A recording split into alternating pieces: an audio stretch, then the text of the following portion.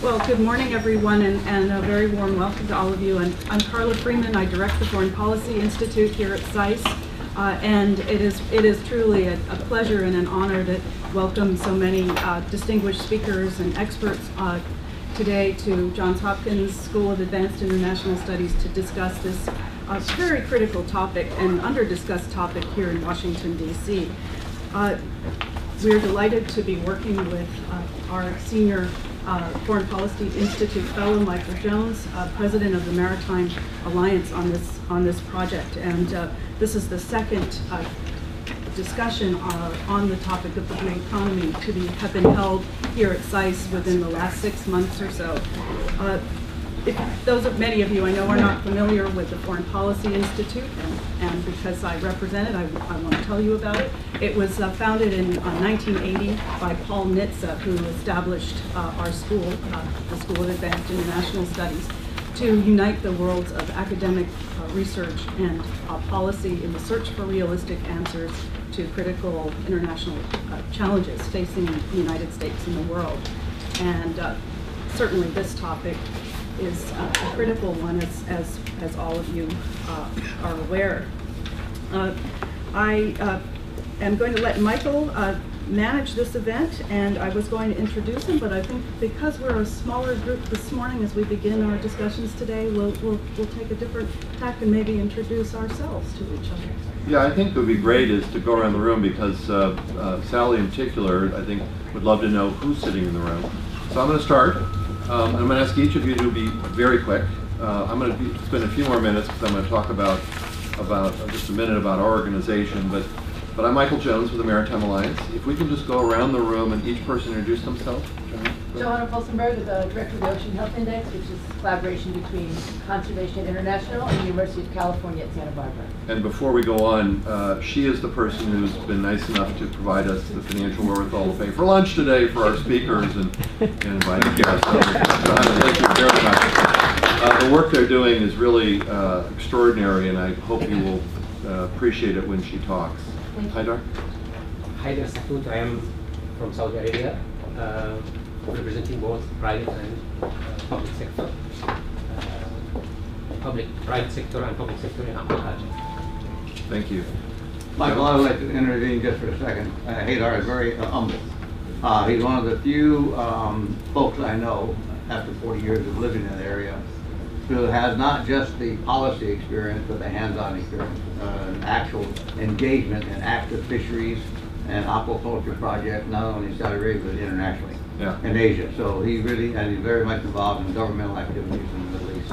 We have so many people that in their own right deserve a lot more time than we're going to give them. Haidar, looking at your LinkedIn is very impressive, the work that you're doing, both in the Middle East and around the world. General? Chip Gregson, retired Marine, former government official, Assistant Secretary of Defense for Asia and Pacific Security Affairs. Thanks. We'll go around the table and we'll go to the outside. John?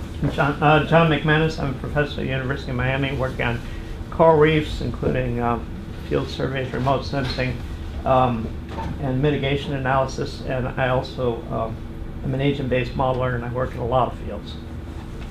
AJ? Hi, good morning, everybody. My name is Ajay Markanday, and I'm the Director for FAO, Food and Agriculture Organization for North America. Excellent. Based in Washington. Good morning. James Borton, writer, researcher, framing many of the environmental issues in the South China Seas, and I'm currently affiliated as a faculty associate at the University of South Carolina, where it's much warmer and has water. So thank you. I'm Caitlin Antrim. I work on resources of the seabed beyond national jurisdiction on the economic, technology, environmental, and legal aspects. Caitlin has introduced us to some opportunities in San Diego related to the deep sea that I had no idea about, so she's a real resource. You've got the technology for it there. Yeah, we do. Yeah. I'm Merwin. I'm Director of Ocean Planning at Ocean Conservancy, an environmental NGO. And we work very closely with Ocean Conservancy. They've been a big supporter of what we're doing, and we're big supporters of marine spatial planning. And I have to take a moment today and tomorrow, the National Ocean Council, which is part of the Off-Science Technology Policy, is, I guess, inducting its new members for its governance council. One of them is from San Diego, His name is Supervisor Greg Cox, and we've been working with Greg Cox since January 2013, and he's calling for what we call a sub-regional marine spatial plan. I mean, think land use planning and then the ocean, and that's what Ocean Conservancy and others are promoting very hard. And it's been just a privilege to work with Ann and with Sandra Whitehouse, who couldn't be with us today. So thank you for all the work that you've done. Lisa. I'm Lisa Greenberg, and I'm retired, but I used to cover conservation issues in the Saudi Arabian newspapers, and I published some books for children on environmental issues. Cool. Well, good morning again, Carla Freeman. I'm particularly interested in this topic because I'm working on China's interactions with global commons issues. I'm a China specialist here and teach in the China Studies program. Thank you again for co-hosting with us. Yeah. Zdenka's going to be speaking soon, so go ahead. Good morning, Zdenka Willis. I direct the U.S. Integrated Ocean Observing System, which is a national program for ocean observing and integration, and I am a proud Gamecock, so. Very good. Although we lost our ball coach, but we did win this weekend. So. Just to try and stay on time, because we told Sally we'd start at 9 o'clock. Very quickly, let's go around the outside. Sure, I'm writing intern at NOAA. Great. I'm Nicholas Mirabeau. I'm first secretary at the Permanent Mission of Haiti.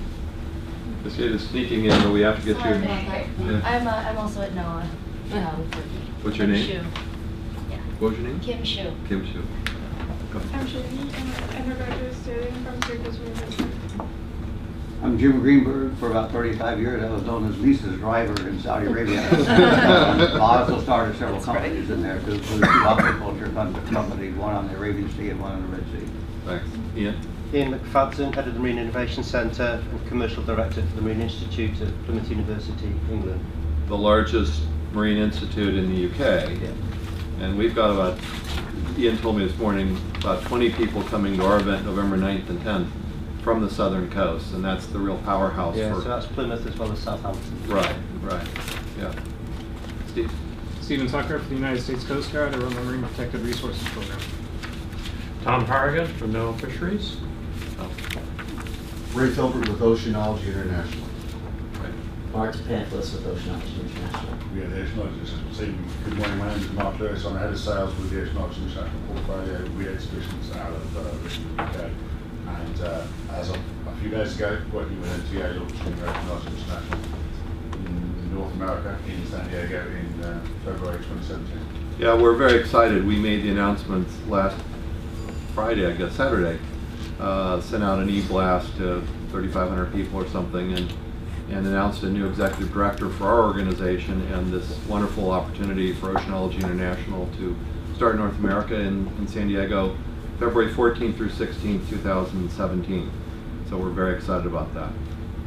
This young lady just walked in. Perfect timing. We're going around the room. Just your name and where you're located. It's on I'm with FAO. I work with IG Marketing. Excellent. Joseph Mahak. I'm a current SAIS MA student and an alumni of California Maritime Academy.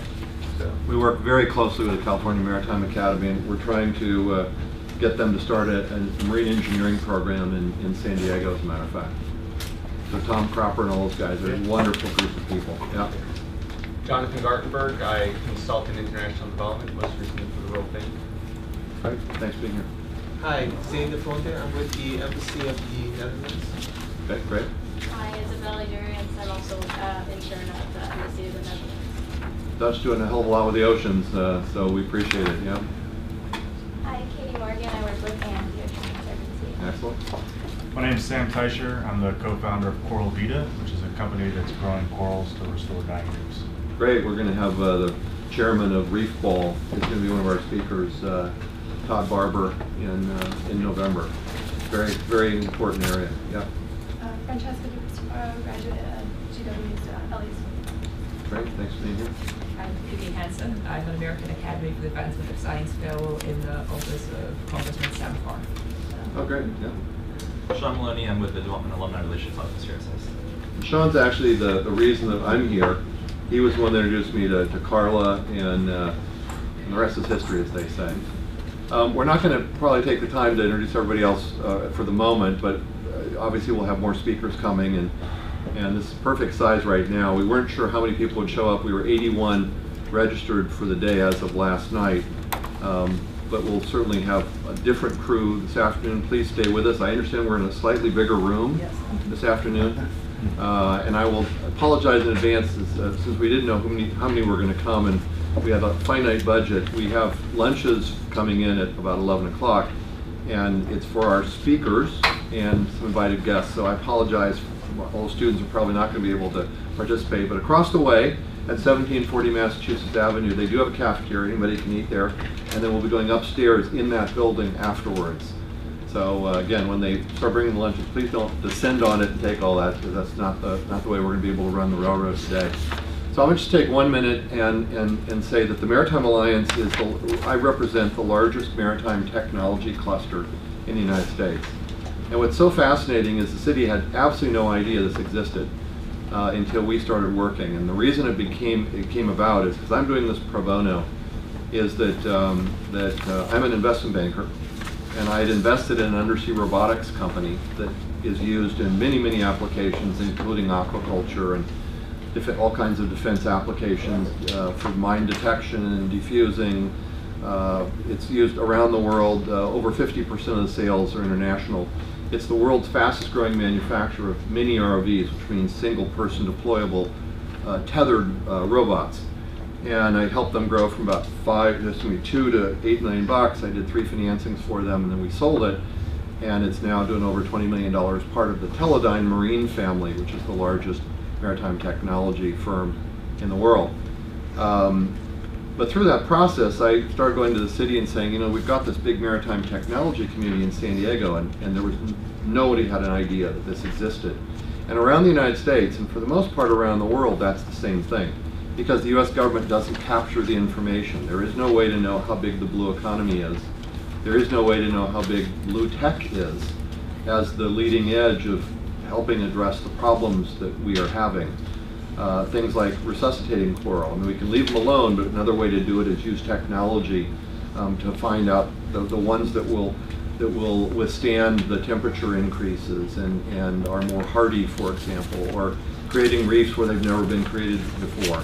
There's all kinds of technologies that are coming, and in the last 5 years there's been a quantum leap in technology that allows us to do things in the deep ocean in ways that we just didn't know before, and technology is way ahead of legislation and an understanding. And it's one of the reasons that we wanted to do these series of events with SAIS. There is no graduate school of international relations that's really focused on the oceans. And you realize that 71.2% or whatever the number is these days is water, about 65% is ocean. The great problems of our time, food, water, energy, medicine, and floating infrastructure, because we're not going to know how far to move desal plants and ports. You know, if the water's rising, do you move it a mile inland, 2 miles inland? Do you go halfway up a mountainside in anticipation? The only way we're going to be able to deal with it is floating infrastructure. So there's a lot of technological answers that will be harnessed with policy and the practicality. But today, most people don't have any clue, and there's very little policy. We've worked for about 8 years with Lawrence Livermore National Laboratories. I went to MARAD, the Maritime Administration, part of the Department of Transportation, and I was talking with them, and I explained what we were doing in floating infrastructure. And the guy I was talking to was like number 4, number 5 at MARAD, said, "You're the second person that's ever talked to me about a floating harbor." I say, "I'm very excited because normally I'm first, but I'm happy to be second. I mean, you want more people to know. And I'm at MARAD, right? They're the people responsible for the Maritime Administration." And I said, "Who's the other one?" He said, "Oh, there's this guy from Lawrence Livermore National Laboratory." And we were under a non-disclosure agreement for about 3 years with them as we were helping them find technologies, which we've been released from, so I can talk about it. But it's absolutely fascinating that this guy from Livermore, California, and me from San Diego are in Washington, D.C. talking about floating infrastructure, and they're not talking about it. So there's a lot of technology, and we have to help frame this dialogue. So to me, I came out of policy, I was a SAIS graduate, but we have to all be at the table. The conservationists, the people who are creating technology, and the real opportunity, we believe, And we take this seriously at our cluster. We're trying to be a model for the United States. We're working with clusters around the world. Ergo, our great relationship with Ian in Plymouth and with others to San Diego. But the opportunity for the United States is to be a world leader in creating science-based ocean industries. And we're not doing that. That's really the opportunity. We should be a world leader in creating sustainable science-based ocean industries. And all of the developed countries should be doing that. The United States really hasn't woken up. And around the world, China, to a lesser extent Japan, certainly Germany, France, UK, although they all have their own issues, as Ian would quickly tell you. From a government policy point of view, they're focused on the oceans in a way that we are hopefully going to be soon. And it's really, which is a perfect segue into our keynote speaker. I've just met Sally for the first time today, but many people have said to me I should meet Sally, and I reached out to her about a year ago, and she and I laughed about it on the phone the other day when we chatted. She said, uh-oh, because I did reach out to her, but you know, like all busy people, she didn't have a clue who I was. But it's when I was told that the Undersecretary couldn't be here, which would have been wonderful, and they said, Sally would be willing, might have the time, and I went, that'd be fabulous. Because she is somebody that really knows a hell of a lot about the oceans and is passionate about it just like we are. So to have her come here today was really, I think, a coup for us, SAIS, and for the Maritime Alliance. So I have a little bio, and I'm not going to spend a lot of time on it, but because if we did that, every single person in the room deserves a long bio. So I'm just going to read a little bit. She's the Senior Advisor to the Undersecretary of State for Economic Growth, Energy, and Environment, where she provides advice and expert guidance on actions to advance U.S. policies on international ocean, coast, and wildlife protection. She joined the State Department to support Secretary John Kerry's Our Ocean Conference in June 2014 and helped develop some of the conference's far-reaching outcomes, including the Presidential Task Force on Combating Illegal, Unreported, and Unregulated IUU Fishing and Seafood Fraud, and then it goes on. And on the phone the other day, she said to me, do you have technologies related to IUU? And I went, oh God, IUU, oh my God, it's another acronym. And then she explained to me, and I said, yes, as a matter of fact, after our conference, November 9th and 10th, we were asked to help SpaceCom. NASA's launching a new conference focused on space commerce. And they realized that one of the big uses in transportation is the ocean. And so they're looking around and saying, we don't have anybody that understands the oceans.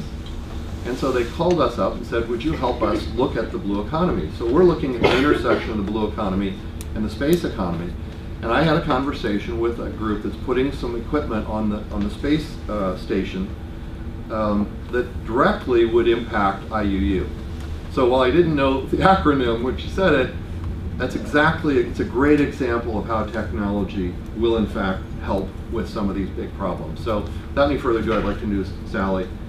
And Sally, thanks for being with us. Thank you. Yeah. May I just invite people who are standing to please find a seat, and if you can't find one, we will get some more chairs in. Yeah. Yeah, please come on in. There's plenty, there are seats. The read guys, you can break up and sit down. Come on, guys. We're not joining the hip. Not yet. Please, it's one name. So do we have to use one? No. Okay. I just want to make sure we didn't move it. Yeah. Two up there. So good morning, everybody, and thank you, Michael, for those kind words, and thank you, Carla, for inviting and hosting us here at SAIS. I have kind of a formal presentation, but I'll try to make it less formal today. And you know, as I look around the room, I know a lot of people here, and you know, you may say I'm an expert, but I'm rather daunted as I look around and see that there are many people here who are far more expert in ocean issues than I am. So, welcome on a Monday morning. It's good to see everybody. I'm a little blurry-eyed. I was up watching my New England Patriots late last night. Yay. So, that said, we'll see if we can cover a lot of topics today. So, I am very lucky. I have one of the best jobs, I think, in Washington.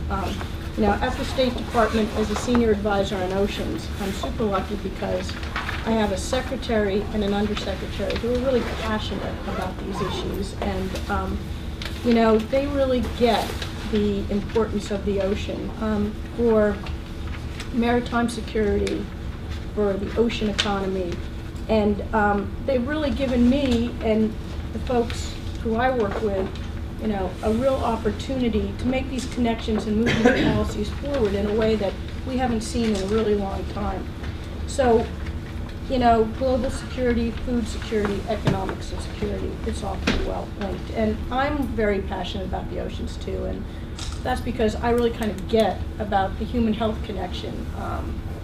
You know, the ocean is responsible more or less for life on Earth itself, you know, whether it's the air that we breathe or the water that we drink. You know, it's the major contributor to food security. I mean, think about it, 3 billion people around the world today are relying on ocean products as their principal source of protein. So with that, global economies are connected. I think it's something about 600 million people are making their life, they're living around the world through fishing. Global fish trade is topping off at about $136 billion today. Hundreds of millions more are working in tourism, recreation, shipping, and other ocean-related sectors, science, technology. And 90% of all the trade is ocean-related. 40% of the world's population lives within coastal areas. So I think, as Michael said, we don't talk about this enough, but when you hear those kind of facts and statistics, you say, wow, it really does have a big impact on the people's lives around the world. But as we all have heard, you know, you're experts, the oceans are in trouble as population swells to 7 billion. There's increased demand for food from the sea. Industrial-sized fishing fleets are basically strip mining the ocean. Carbon is belching out of our smokestacks and our cars and really drifting into the ocean. Plastic and nitrogen pollution are flooding into the marine environments, and so what's happening is basically choking the animals who live there. So with all this in mind, Secretary of State John Kerry said, we need to have an ocean conference. So he decided last year to have our ocean conference hosted at State. And he said to us, and this is a quote, you know, things are happening that are literally out of control in the ocean. And so he asked us to pull together a conference that had 3 pillars that really laid out, first, let's focus on illegal and unsustainable fishing. And he noted that 1/3 of the ocean's fish stocks are overexploited. He wanted us to consider creating more marine protected areas so that we could really create areas that were part of the ocean to rejuvenate fisheries and, you know, have no human activity in these areas, sort of serve as a replenishment zones, you know, a safe harbor almost for fisheries and the entire ecosystem. He also wanted us to focus on pollution, and particularly marine pollution. You know, Ocean Conservancy has done a lot of work on this, and you know, we know that 8 million tons of plastic are entering the ocean every year, and if this stays unchecked, we're going to have something like 250 million tons by the year 2025. And what does that equate to? That's 1 million tons of 1 million tons of plastic for every 3 tons of fish. And that's pretty daunting. And 30 wanted us to delve into how carbon is rapidly changing the chemistry of the ocean and affecting the natural functions. The ocean absorbs about 1/3 of greenhouse gases. And I can remember early on in my career, we used to think, you know, wow, carbon coming into the ocean, it's a big sink, it can really handle this. But what we know now is that carbon, in fact, is making the ocean more acidic, and as a result, the sea is acidifying 10 times more than at any point in history. And that's stunting shellfish, degrading coral reefs, and putting the entire marine food web really, at risk. So last year, the Secretary asked at the Ocean Conference government officials, philanthropists, business leaders, activists, and others to really chart a path forward. He said, you know, we need to create a sustainable ocean, and we need to do it in a way that we have solutions and actions, not just a talk shop, which is what many conferences are about, but one that's really focusing on solution and action. And it was great. I mean, people really stepped up. So last year in June, attendees made commitments of about $1.8 billion for ocean conservation and science. And 4 million square kilometers were announced as marine protected areas around the globe, greater than the size of Europe. President Obama, he contributed as well by creating the world's largest marine protected area in the Pacific Islands. And he also created a task force to deal with illegal fishing. I won't call it IOU today, I'll just call it illegal fishing and seafood fraud. So the first Our Ocean Conference last year was really the beginning. And we just had the second Our Ocean Conference down in Chile, in Valparaiso, and I just returned. And it was amazing. It really built on the first one with even more commitments and solutions. And I'd like to just talk a little bit about that today. We had more than 500 participants from over 56 countries representing governments, NGOs, academia, industry, and research. And participants announced over 80 new initiatives, 80, on marine conservation and protection that valued at more than $2.1 billion. Last year it was 1.8, this year it was 2.1. And we also had announcements of over 1.9 million square kilometers of protected areas in the ocean. So when you combine the two, we have this goal where we're trying to get at least 10% of the world's ocean protected, and we're getting close to that. So if I can highlight some of the other major announcements from Chile is President Obama announced 2 new national marine sanctuaries. We haven't had a new national marine sanctuary announced in this country since 2001. One's off of the coast of Maryland and the other is in the Great Lakes. We also talked about and highlighted the work we're trying to do with Cuba, where we're creating a marine protected area arrangement there that's really going to focus on increasing management, science, and research around our shared resources. But we also, talked a lot about marine protected areas and the need to make sure that when we create them, we're not just drawing lines on a map, that we're in fact figuring out how are we going to enforce management in these very remote places. And so whether it's illegal fishing or other activities, we really came to the conclusion, the good conclusion, that technology exists that can really help us monitor and surveil these areas. In fact, making these very remote areas very accessible to all of us. And NOAA, for example, and Zdenka will probably talk about some of the work she's doing in this area, but one example is that NOAA is working through its satellites and remote, to improve its sensors on our their satellites to really, like, for example, check out night lights. It's called the night lights.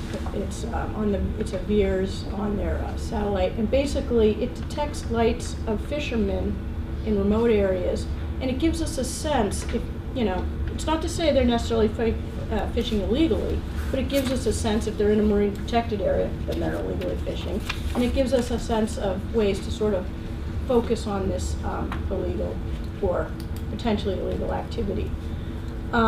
And so NOAA is doing that now. They're starting to share that with other countries around the world. They've got a great pilot in Indonesia. They're expanding that to 5 new pilots next year. So at the conference, we talked a lot about illegal fishing, ways to stop about it. I mean, illegal fishing today, IUU fishing, is about a $10+ billion a year industry. And many folks here in this room know that this is not only affecting the sustainability of the oceans, but also harming fishermen and women and communities that are legally fishing. And it's also fueling other illegal trade in commodities, like illegal drugs and guns and human trafficking. I'm sure many of you read the New York Times article a few months back. So we really talked about the need to enforce the law, but also to do what we can to critically undermine the rogue criminal element that's associated with illegal fishing. So recognizing that no single country can do this, Secretary Kerry announced a new international initiative. It's called Sea Scout. It's kind of a fun name, and it's aimed at integrating existing and emerging technologies for use all over the world. Globally, it'll bring forces together to share data, to share information, to share technology, and it's really about improving enforcement at sea, illegal fishing at sea. And it will increase tracking and surveillance, focus on better shared technology, and really beef up the international cooperation in this, so that if you're tracking one illegal fishing vessel or whatever, whether you're the Coast Guard or the Navy or other Coast Guards and Navies around the world, we're going to really share this information so we can make sure these illegal fishing boats are not able to get into ports at sea. And it's going to start focusing on some of the hotspots around the world, for example, the Gulf of Guinea, where we know illegal fishing is pretty rampant right now. And the other part of Sea Scout, it's going to work a lot with private sector technologists, you know, the likes of Google and SkyTruth and others, so that we can really develop new technologies and algorithms to meet this challenge. And then there's another way we're working hard to address illegal fishing, and that's through the Port-State Measures Agreement. This is a treaty that we're trying hard to get into force, and it's really to work again with countries around the world, ports around the world, to provide technology and tools so that they can stop and understand when illegal fishers are coming into their ports. And at the conference, many countries signed up for it, and we're more than halfway towards the 25 that we're going to need to put this into force. So focusing a little bit more on some of the other fishing aspects, you know, last year we announced a program to track seafood from harvest to entry into U.S. ports. We're now referring to it as bait to gate. And really it's designed so that our consumers can have more, you know, confidence in the seafood they're eating, that it's safe, that it's legal. So we just this month are launching with NOAA and many of the other agencies this new phase of the program that will use, again, innovative technologies to trace the seafood as it moves through the supply chain. And we're going to be tracing things like shrimp and cod and tuna, which are just some of the species that are being caught illegally or are likely to be mislabeled. But unsustainable fishing is not the only thing that's affecting our oceans. You know, there's, as I mentioned, 8 million metric tons of plastic entering the ocean every year. And it's killing off marine life. It's affecting our own human health as we eat the fish that are, you know, ingesting the plastic. And so we have to stop plastic from entering the ocean. You know, studies have said that 60% of the plastic is coming out of just 5 nations, mostly in Asia. And why is that? I mean, as their economies grow, their consumer buying power is increasing. But what's happening is their waste management is just not keeping up with their buying power. And so as a result, more and more plastic and marine debris is going into the ocean. So we need to focus on ways to address waste management, new recycling, and re-engineering plastic to sort of stop this, you know, plastic from entering. So finally, the other pillar that I want to talk a little bit about is climate change. And it's particularly relevant this year. I'm sure all of you are aware we're about to enter into COP21, heading into the meeting in Paris. And in addition to the problems I talked about with regard to ocean acidification, the actual warming itself is having a very severe adverse impact on the marine ecosystem. So as ocean temperatures rise, species are starting to relocate to cooler waters. And we're not sure exactly, but it's anticipated that this kind of shift in our ecosystem is could really lead to an ecological crash, you know, as predators like sharks or whales move away from the prey or are dislocated from smaller fish and the prey that they would, you know, rely on. This can also cause economic disruptions. I mean, think about as fish populations, because of global warming, become less productive, or they migrate away out of the range of fishermen. So to better understand the effects of climate change, last week at the conference, we announced more than $500 million for a new ocean observation initiative that the National Science Foundation is running, and they're going to commission a new system of moorings and gliders and autonomous undersea vehicles that will be equipped with nearly 800 instruments to collect data, such as pH, oxygen levels, transmission of carbon between the ocean and the atmosphere, and focus on phytoplankton among some of its sensors. And we also announced last week a whole new suite of sensors and monitoring for ocean acidification, particularly focusing in areas like the Indian Ocean. So in addition to research and science, many of the foundations and countries who have participated in the conference also committed to funding nearshore conservation to safeguard habitats like mangroves and wetlands, corals and seagrasses that are there to really help us minimize the impacts of climate change and shield against things like storm surge, flooding, and spawning, dividing the spawning grounds. So I have, in a very small nutshell, just touched on a few of some of the really big highlights that were announced last week. You know, the U.S. announced 20 different initiatives. Globally, as I said, there were 80. And all of that can be found on the State Department's website.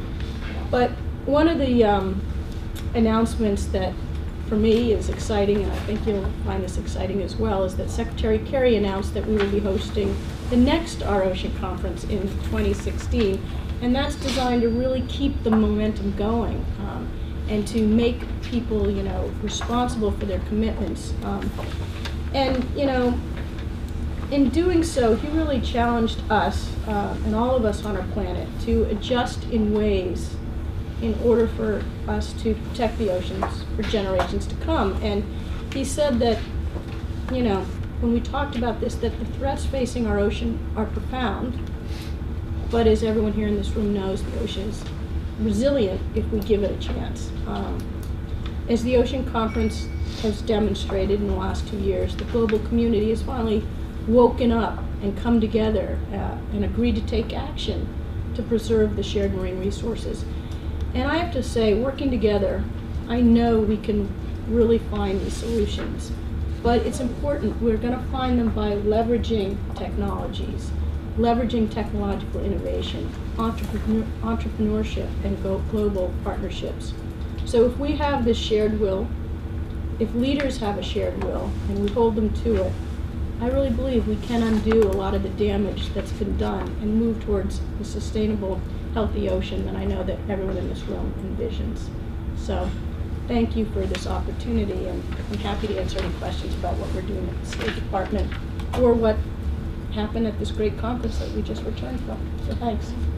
So before we open it up for question and answer, I just want to make everybody aware that we are recording. It's from the back, and it also apparently is picking up our sound from the back. So I appreciate how quiet everybody was, because there's a chance they may have actually picked up Sally's voice, because it wasn't very loud.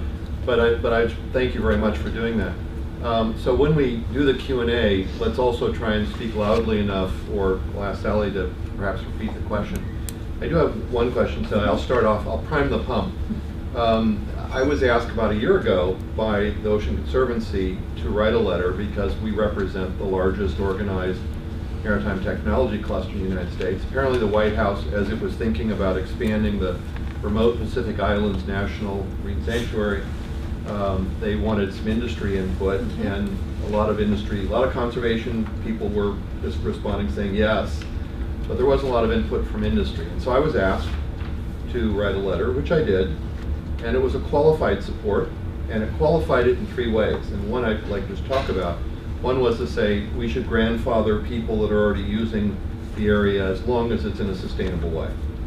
The second was that we talk about marine spatial planning, we ought to do a marine spatial plan for that region, because as we know, if fish are moving, what we put on the shelf today maybe looks different in 40 or 50 years. So what's good for the goose is good for the gander. I haven't heard anything about doing a marine spatial plan, but I think it would make a lot of sense. When we create a marine sanctuary, I think we ought to try and understand what we've got and watch it over time. That leads to the third area that I proposed, and that is when the United States puts area aside, we use it as a test bed. We have incredible technologies, and it's one thing to essentially create a program where you come up with a certain amount of money, but there are a lot of companies that I think would be willing to know they could put a float or a robot out and tested, and it would help create the baseline, which we need to know how things are changing. So I'm curious. I didn't get a response, but we were happy to provide that input, and I think it was nice that the Ocean Conservancy asked us. They had a reason that they asked us, but it brings back that intersection between technology and the industry side, which hasn't felt, I think, to some extent that they've been in this dialogue as much as the conservation groups have been. Everybody cares about the ocean. Most people are not deliberately polluting. And I said early on that there are technologies today that didn't exist 5 years ago and 10 years ago. We can go deeper and measure things we couldn't measure. So I really wonder how you're getting industry involved, and how about when we put something aside, we do make it into more of a test bed so that our companies can do some cool stuff and government knows about it. So, great points. And, you know, one of the things, as I said, is when we create these marine protected areas, first of all, they're generally chosen after a lot of research and science about the place, the space has taken place to make sure that it's worthy of being set aside. So be assured that, you know, pre-marine spatial planning, a lot of research, since we don't have a lot of marine spatial plans in many places. Right. You know, we're soon to get one in New England, and we're soon to get one in the Mid-Atlantic, but in many areas, in the US anyways, I mean, a lot of countries outside of the US, particularly in Europe, already do have marine spatial planning. But pre-marine spatial planning in the US, when the president is setting aside areas through the monuments or through the sanctuaries, a lot of scientific research has gone into designation these areas because they're special places that deserve special protections, mostly ecological. So with that said, what we don't want to do is create paper parks where they're just lines drawn on a map and nobody's monitoring and nobody's connecting the ecological dots for the future, as you pointed out. And so it is through technology, whether it's the private sector or the National Science Foundation or NOAA or a collaboration or DOD or Coast Guard or whomever, we really do need to have a partnership with government, NGOs, and industry to monitor, and not just monitor for bad things going on there, but monitor for the ecological health of these places. So, you know, the days of the government doing it alone are long over, and that again is what this conference is all about. It's about joining forces to really not only join forces financially, but join forces intellectually. And so there is a huge opportunity for that, and I think we will be seeing more and more of that moving forward. So it's 9:30. We started a little bit late, so I'd like to spend another 5 or 10 minutes. Questions from around the table? Let's make them short. James? Yes, thank you, Sally, for sharing the initiatives. How do we get the stakeholders, claimant nations in the South China Sea, to become engaged in the Sea Scout program? And have you already begun the communications with ASEAN as part of this initiative? Because that's the area that, you know, that is extremely sensitive, that is crashing already. And John McManus will be addressing that at 11 o'clock. Just curious how you... Yeah, I mean, you know, many of the, like Indonesia, the Philippines, there's a lot of illegal fishing taking place there, and we have reached out to those countries. We've reached out to many countries to join us in this effort. Already New Zealand has signed up. Australia is right around the corner. I mean, there's a lot of countries with big assets that have signed up, and we're working to get them to add on. And our hope is that we can then support areas that may not have the wherewithal themselves in the Pacific to do the Sea Scout work, but for us to work on behalf of some of these countries. And APEC and ASEAN nations are definitely high in our focal point. Thank you. John, you had a hand up? Yeah, just it was an excellent talk, by the way. I just mentioned that there's really two kinds of protected areas. There's large ones, which is what you're really talking about, and very small ones. And numerically, there's 100 small ones for every one large one, but of course the area of the large ones is so huge that they swamp them. But in developing countries, we usually are trying to get people to set aside 1/4 of their fishing ground everywhere. And once that's happened and they get a lot more fish, it tends to spread. I just mentioned this in particular because about a decade ago, there was a program to put in large reserves around Cuba. And some people who knew me asked me to come down and give a talk at a conference about small reserves, which, by the way, fits the communist model very well because it's communal.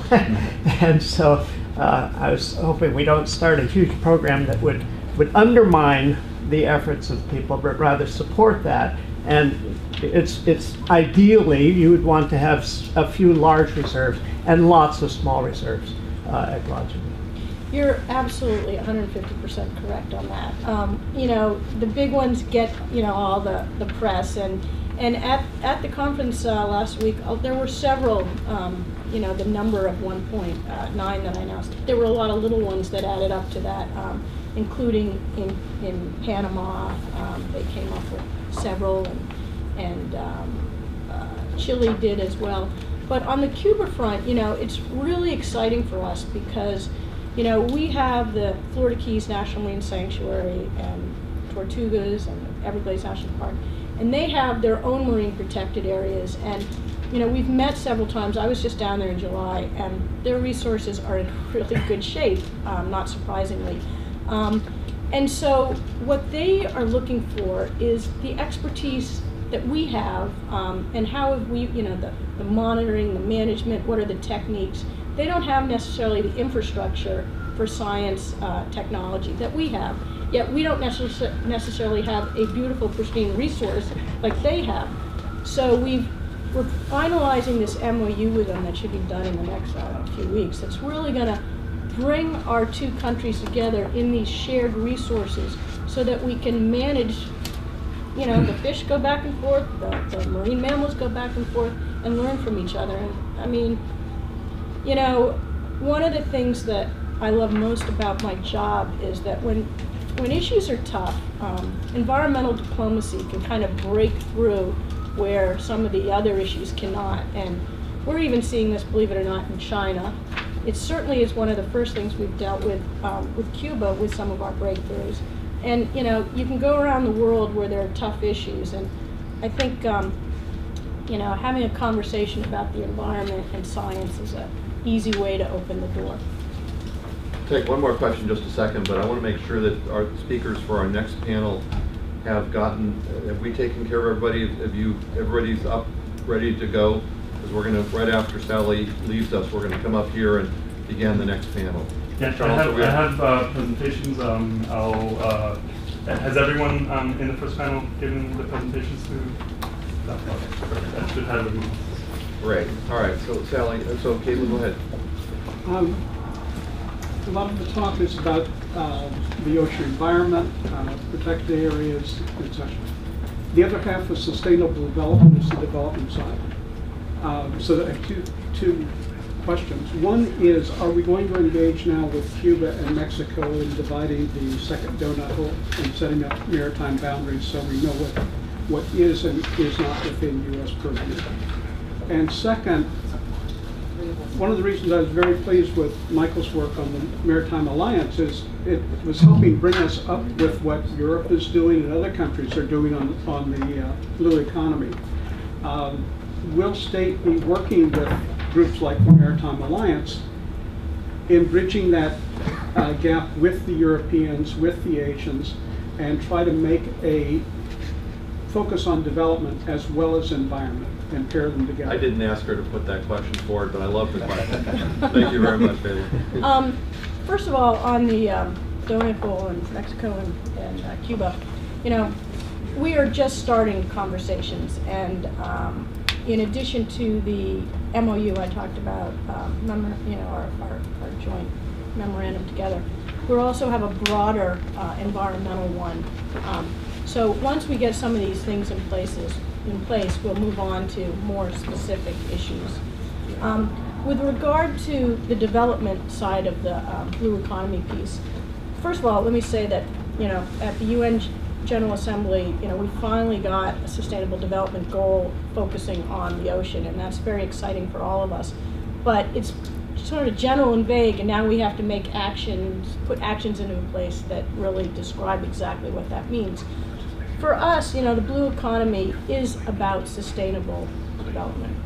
And for many countries around the world, it's about development.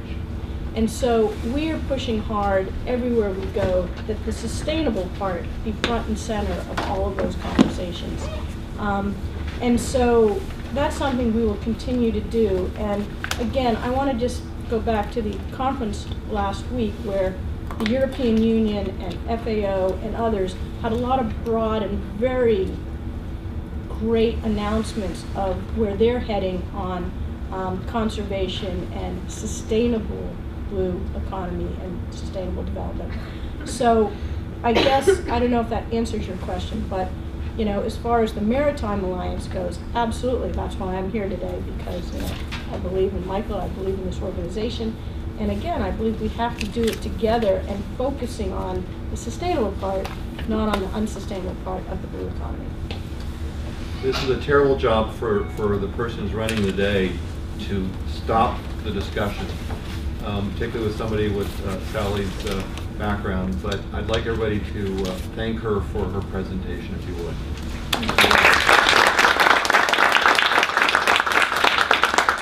And with that, if we get the next panel to come up front, as you can tell, we're very informal here today. Sally, thank you so much. Thank you. It was great to see you. That'd be great. Absolutely. We're playing musical chairs, so you can grab one of those chairs in the back. AJ's chair is just opened up back there. That's what my coat said. Okay, so I get to orchestrate our first panel, and I think all the panel members have a short presentation we're going to do. We're not sure what, do we know, is this clip by chance? Okay, all right. Okay. No, it's good. And so I think that what we want to try to do is promote dialogue here. Again, I'm Zdenka Willis, and I direct the Integrated Ocean Observing System. It really brings together federal and non-federal partners to deliver ocean information, as I like to say, for everybody, every day. But I'm not really going to talk a significant amount about the program that I run because Michael asked me to talk about it from a global perspective, and we've got a great panel who are going to kind of delve into different parts of the discussion that Sally so well set up for us. So, kind of echoing what Sally said, is certainly the oceans are our lifeblood, and they're interconnected global community where seaborne trade is expected to double over the next 15 years. The free flow of commerce has enabled unparalleled global economic growth in the last 70 years. 90% of the trade by volume travels across the oceans. Approximately 70% of the world's populations live within 100 miles of the coast. And most maritime activity, be it commercial shipping, fishing, oil, and gas extraction, takes place within 200 miles of the shore.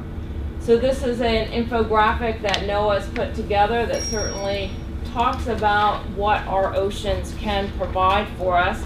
I thought it was interesting, Dr. Rick Spinrad has got this in his presentations that he goes out to have us take a look back at our history. What was our message 50 years ago? And as we used to think of the ocean as being, not as being non-finite, extractive, exploitive. There was no Clean Water Act, no Clean Air Act, no Stanton Commission, and no NOAA. So what's changed? So if we look at what we see today, this is a 2012 report that focuses our attention on ecosystem services. How do we value those services that our ecosystems provide? The natural environment provides enormous, the natural environments provide us enormous value, but it's really largely underappreciated because we really don't have that ability to put a number on those services. But we are fortunate that it's becoming clear that these life support systems are faltering and failing, as Sally talked about, and how can we, from, in my case, the observing community, be part of that solution. The ocean is now being considered finite. We talk about sustainability and we talk about ocean health, all of which you'll hear about after me. And then what is this thing we call the blue economy? Whether it's blue economy, blue growth, blue tech, we certainly don't have a definition that is necessarily internationally accepted, but and a lot of times we use these terms interchangeably, but a common theme is the importance of the oceans, coasts, ecosystems, and resources to our economies. The European Commission looks at the blue economy, represents roughly 5.4 million jobs and generates a gross value of over almost 500 billion a year. But how, as we talk about it, can we do that sustainably? And coming from an ocean monitoring perspective, how are we going to be part of that solution? But I'm not really going to talk much more about ocean observing because the panel members will talk about different parts of the ocean. I'm going to step back a minute. I also work with something called the Group on Earth Observations, or GEO, and that is actually a group that comes together voluntarily. It's not a UN system of 89 to 90 countries, 150 participating organizations, and it's the single place from a multidisciplinary perspective. We look at how all observations can influence policy and influence behavior. So these are the Sustainable Development Goals, and I'm just going to give a quick couple of examples on the use of Earth observations in supporting a number of these sustainable goals. So if we take a look at from agriculture, and I'm sure that our next presenter will talk more about this, but the Group on Earth Observations has a GEO Global Agriculture Monitoring, or GEOGLAM, that uses all types of Earth observations to actually generate actionable information on crop and rangeland conditions at global to national scales. It assesses growing conditions and production of the 4 major crops of maize, rice, soybean, and wheat. And ocean observing, looking at it from a crop perspective, is one of the components from the observations that we use. So we can look at it from an air quality. The World Health Organization reports that it reported in 2012 about 7 million people died as a result of air pollution exposure, and 4% of the global disease burden could have been prevented by improving water supply, sanitation, and hygiene. So as we look at remote sense and in situ sensors, we now have the ability to really understand what that pollution is looking like, and as we share that data globally, we can have a better understanding of what is actually fact and what is not fact that's being reported. Certainly, when we look at disasters, we've always been able to use our satellite and in situ to understand what from both a prediction and a post-event, what does it look like? It's a little gray, it's a little hard with the black backlighting here, but basically we can take the satellite imagery and we can understand where the damage has occurred once a typhoon or a hurricane comes through. It's used by the relief organizations to quickly be able to get in and know what the damage is done. We don't have to go very far. This is, if it actually works, it's not, yeah. So this is just off the coast of South Carolina, and you're seeing imageries pre and post the flooding. So again, this is happens to be an airborne, so again, the use of remote sensing and observations to understand our conditions. And this is Global 14, as Sally said. What we're trying to do is most of the work on the Sustainable Development Goals come from the statisticians. And it's from the UN Statistics Committee, in which they're developing these indices. And we're trying to work with our chief statistician. Dr. Sullivan's met with the chief statistician to be able to use Earth observations to be able to do these indices. And I know we're going to hear more about coral reefs later this morning. But again, trying to understand the health of coral reefs that are not only vital to the health of our oceans, but to our communities, to tourism, to the economic benefits. And so got this one, just two more very quickly. Again, similarly, it's the idea of being able to understand how we can use the Earth observations, whether it's from a sustainable development perspective, and be able to influence those policies. This shows gain and loss of forest from 2000 to 2013. And then, as Michael alluded to, and we'll hear today from Annie on looking more about, certainly there's an ability to use remote sensing for land planning, but what are those technologies and tools that we can use with regard to ocean planning and the marine biodiversity efforts that we've just kicked off between NASA, NOAA, BOEM, and Shell Oil is another way to be able to understand the way we can use our ocean coverage. So I'm going to stop there, and we'll do presentations, and then we'll do Q&A.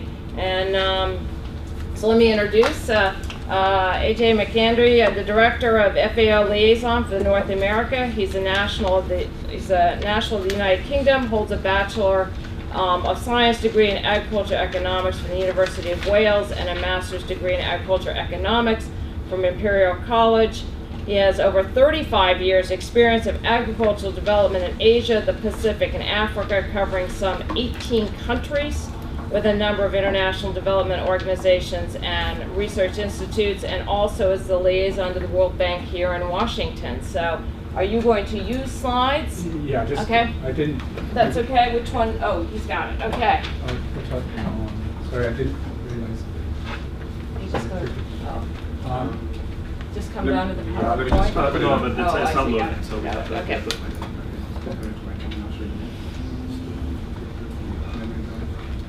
I have been in Valparaiso. I had that terrible fire on the 2 years ago. There was. Anybody else? When we were taking a big earthquake. Yeah. It's just looking over the apologies, I wasn't quite sure whether you were looking at it. Can you just put up this one?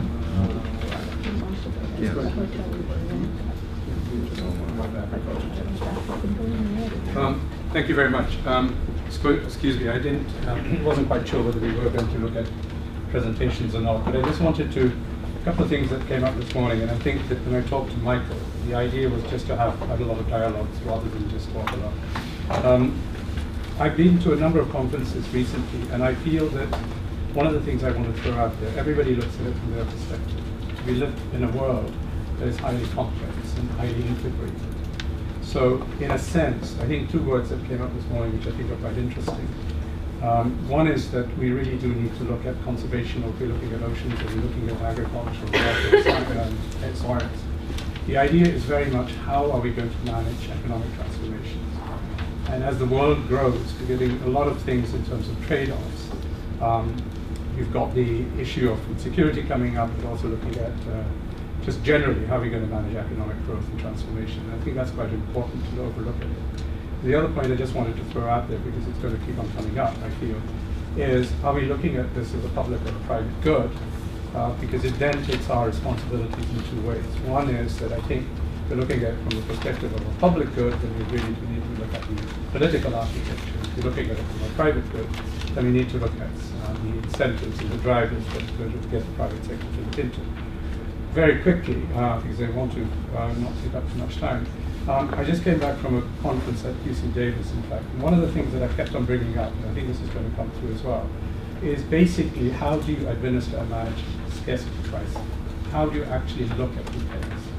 And that's an important one, and I'm sure we've got hopefully some environmental economists here. What has the experience been in forest protected areas, in contingent valuations? Who have been doing the work on that? So it's not just a question of what science tells us, but how are you going to implement that? And unless you have the drivers and the instruments around that, which feed into policy, and then how you regulate policy, it's going to be meaningless. So I just wanted to quickly go through this. So this is more on the thing this I did for our university people, but I just wanted to I mean, basically, as we look back into food security, if you want to, we go back into this whole idea. AJ, since they're recording, do you mind standing up so they can see you while you're doing this? I apologize. I think all the speakers should do the same thing. Sure. You were Zdenka, good enough in the focus. I thought that would work fine. All right, sorry. So this isn't the presentation I wanted to make on oceans, but I just wanted to put it into the context. So we're really going back into this idea, are we going to be able to feed ourselves as a population? And that's why we go back to Malthus, the 16th century economist. And in fact, he was so dismal, so he's given economists the bad name that we're the dismal scientists. But anyway, the being very much, the issue being whether it's arithmetic or geometric, and population being geometric, and growth of food is going to be arithmetic. We're going to get the Malthusian trap, and we're all going to kill ourselves. But the point is really, we've seen that production has increased faster than the population, et cetera, and I'm sure most of you know that. So I'll skip through those. But when we look at what we're going to do as we go forward, is that we really think, we look at polarities in terms of who has and who doesn't have. And I know that we all try to look at inclusive growth and inclusive things. It is not happening. It's not happening economically, and it's not happening in terms of food. We produce more than enough food, but we still have a lot of people who don't get it. And that brings in a whole gambit of other threats that we really need to look at. You're going to get people who are going to have to move off land, water is running out, soils are running out, if you're talking about oceans today. So we've got a dilemma here, but I wanted to bring this in because this is something that will come up repeatedly, the role of science technology and how do we start to look at it. In terms of food production, we have been able to show that we didn't fall into the Malthusian trap because largely technology has enabled us. Having said that, there are no sanctions as to as we go forward. Largely, I think the greatest threat, and I'm sure that we're talking about oceans here, but the greatest threat we have is the management of fresh water. Not even how we're going to do it, we're actually going to have major wars around water rather than energy. And this is important because it really isn't getting any political consensus. The only country that I brought it up several times at UC Davis is the only country that has actually tried to do something is Australia, where they've actually publicly tried to administer something called scarcity pricing. There is no value attached as individual private citizens to a public good. And water is a public good. If you want to look at MPAs, they're a public good if you want to look at it. But so you need to have an architecture that it's the market will not deal with that. And I think I liked what we were saying this morning when Sally made her points. We've been talking about it for a long time, as you know. And as I say to a lot of people, I mean, in life it's not what you deserve you get, it's what you negotiate. And the negotiation process, I think, is more important than what we can do trying to say that this is good practice and whatnot. It just has to be negotiated. But I just wanted to quickly go into this. The point that I think is important is this, is that how are we going to meet the future growth of protein? And that really takes us into the context of fisheries, I suppose.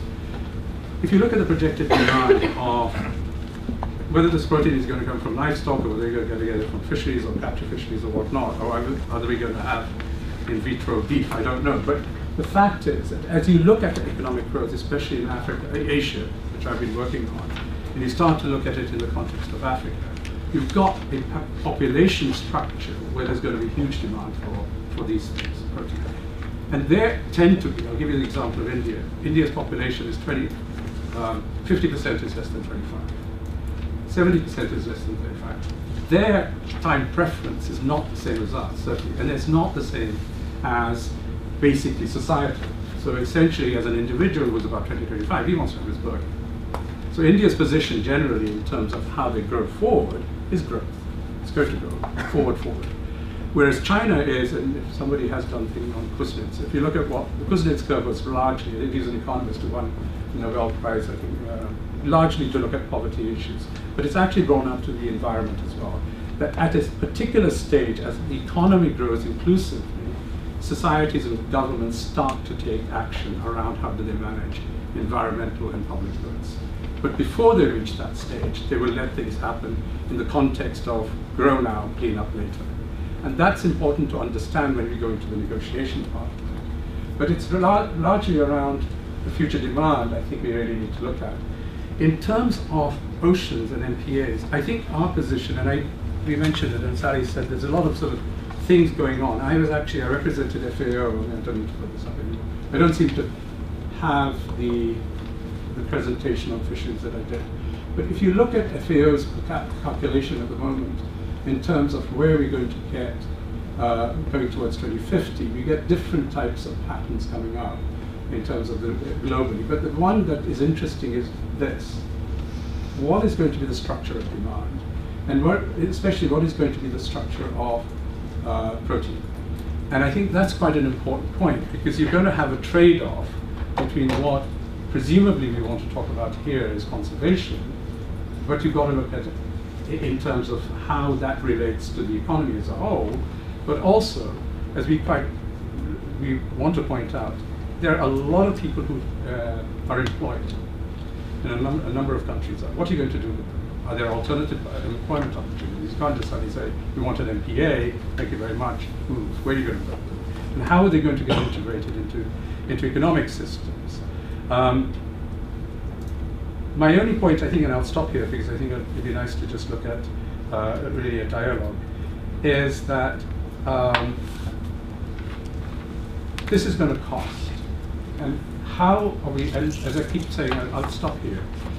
If it's going to cost, really you have to look at it in terms of the investment, in terms of protected areas largely, which, unless you're looking at it from a JBA point of view, but if you're looking at it in terms of who is going to have the responsibility, it is a societal responsibility.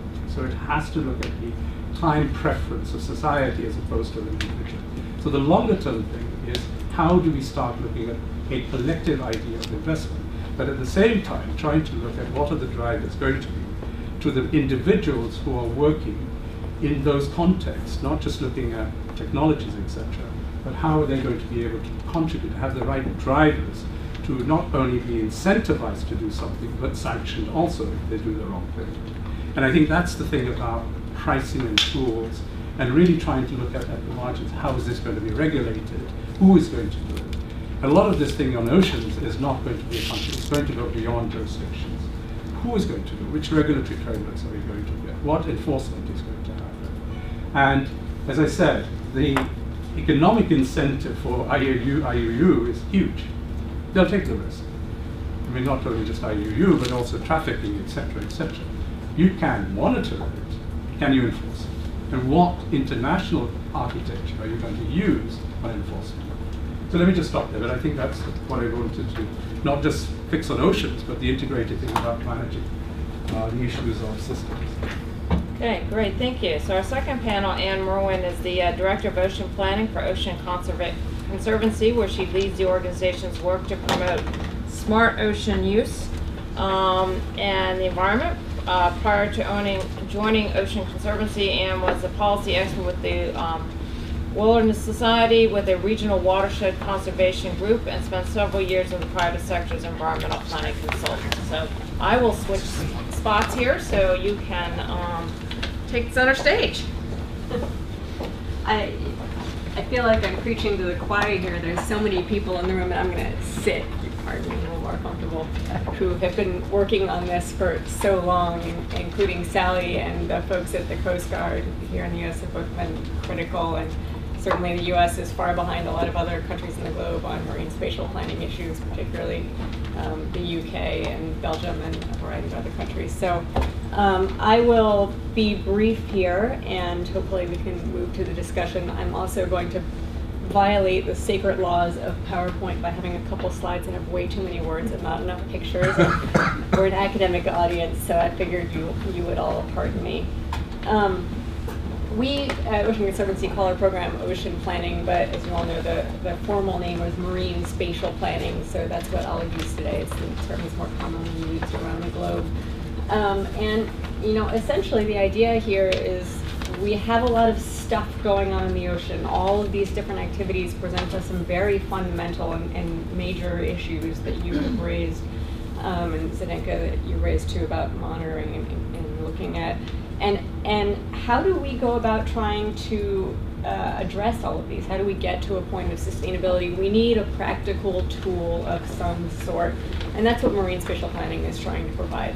It's trying to find, it's not an end in and of itself, but it is a tool for us to take a look dispassionately at the activities that are going on out there, the data, the information that we have about what's happening in the ocean, and sit around a table together and try and figure out how we can all coexist in the ocean in a way that gets everybody what they need while creating an ecologically sustainable future. And I think it's important to note here that when we sit around the table and we try and resolve conflicts amongst the various competing uses out there, that marine spatial planning is looking not only at use environment conflicts, which is I think what we tend to think about and talk about, it's also looking at use to use conflicts. How do we make sure that when we are siting offshore wind farms that we're not putting them in the middle of where a shipping lane is going to need to be in 20 years, you know, when we have much bigger ships coming through the widened Panama Canal and changing shipping needs with shallower ports and a variety of other challenges. Okay, so the basic elements of marine spatial planning, data information. Let's take a look at what we know is out there. The IOOS data is critical to this, but data from private industry as well. Certainly a lot of what we know about the ocean is not coming from government, is not coming from formal observing systems, it's coming from industry. So how do we collect in one place where we can sort of layer all of these different uses and ecological information that's out there and understand how it's all interacting with each other?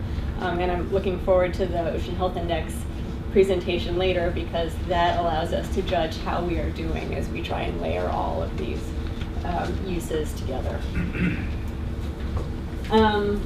So I don't expect you to be able to read this, but I wanted to put it up there because, you know, in a global context, you know, we work mostly in the United States. The United States is significantly far behind other countries in implementing marine spatial planning. This is the list from UNESCO's website of where around the globe we know some version of marine spatial plans exist. There's a long list, and you can go to the UNESCO website to get a more readable version than that. It's hard to get on one slide. But the bottom line is we are seeing a lot of these. This is an emerging trend around the world. We're seeing them at very different scales. Some of these are very small and very place-based. Some of these are much larger and regional. And the approaches for how you undertake planning will change depending on the scale that you're looking at. Just a quick map in the United States. We are starting to catch up to other folks here. We're going to have marine spatial plans done for New England and the Mid-Atlantic, the green areas, by the end of 2016, and we're starting to see the beginnings of plans happening elsewhere, including on the West Coast and in California. Things are getting moving. So one question is, you know, why should we bother? Everybody, you know, planning is not the most exciting thing. We don't want to plan to plan. What are we getting out of this? Certainly planning's been in the academic literature for a long time. We've been developing plans for the last 20 years or so. What is coming out of it? And I think this is where we have a lot of learning to do collectively to figure out what the benefits are and how we can improve our practices. Some initial looks at what we're getting out of this. Renewable energy has been a significant benefactor to planning efforts. A lot of times it's what's driving planning. It's the immediate need that's driving planning. Academic models are projecting over $10 billion in wind energy to be unlocked by some planning in Massachusetts. England has seen significant government administrative cost savings as a result of the plans for the Irish Sea, for the wind farms that are there. On the environment side, we have a great example in Massachusetts Bay where we were able to shift the shipping lanes just slightly in order to make room for the migratory patterns of the endangered right whale. Did not significantly impact the shipping industry, but decreased ship strikes by almost 60%. And economic impacts, one of the theories behind planning is that you create increased surety for industry and increased administrative efficiency by identifying and resolving conflicts early on before you've gotten halfway down the permitting process.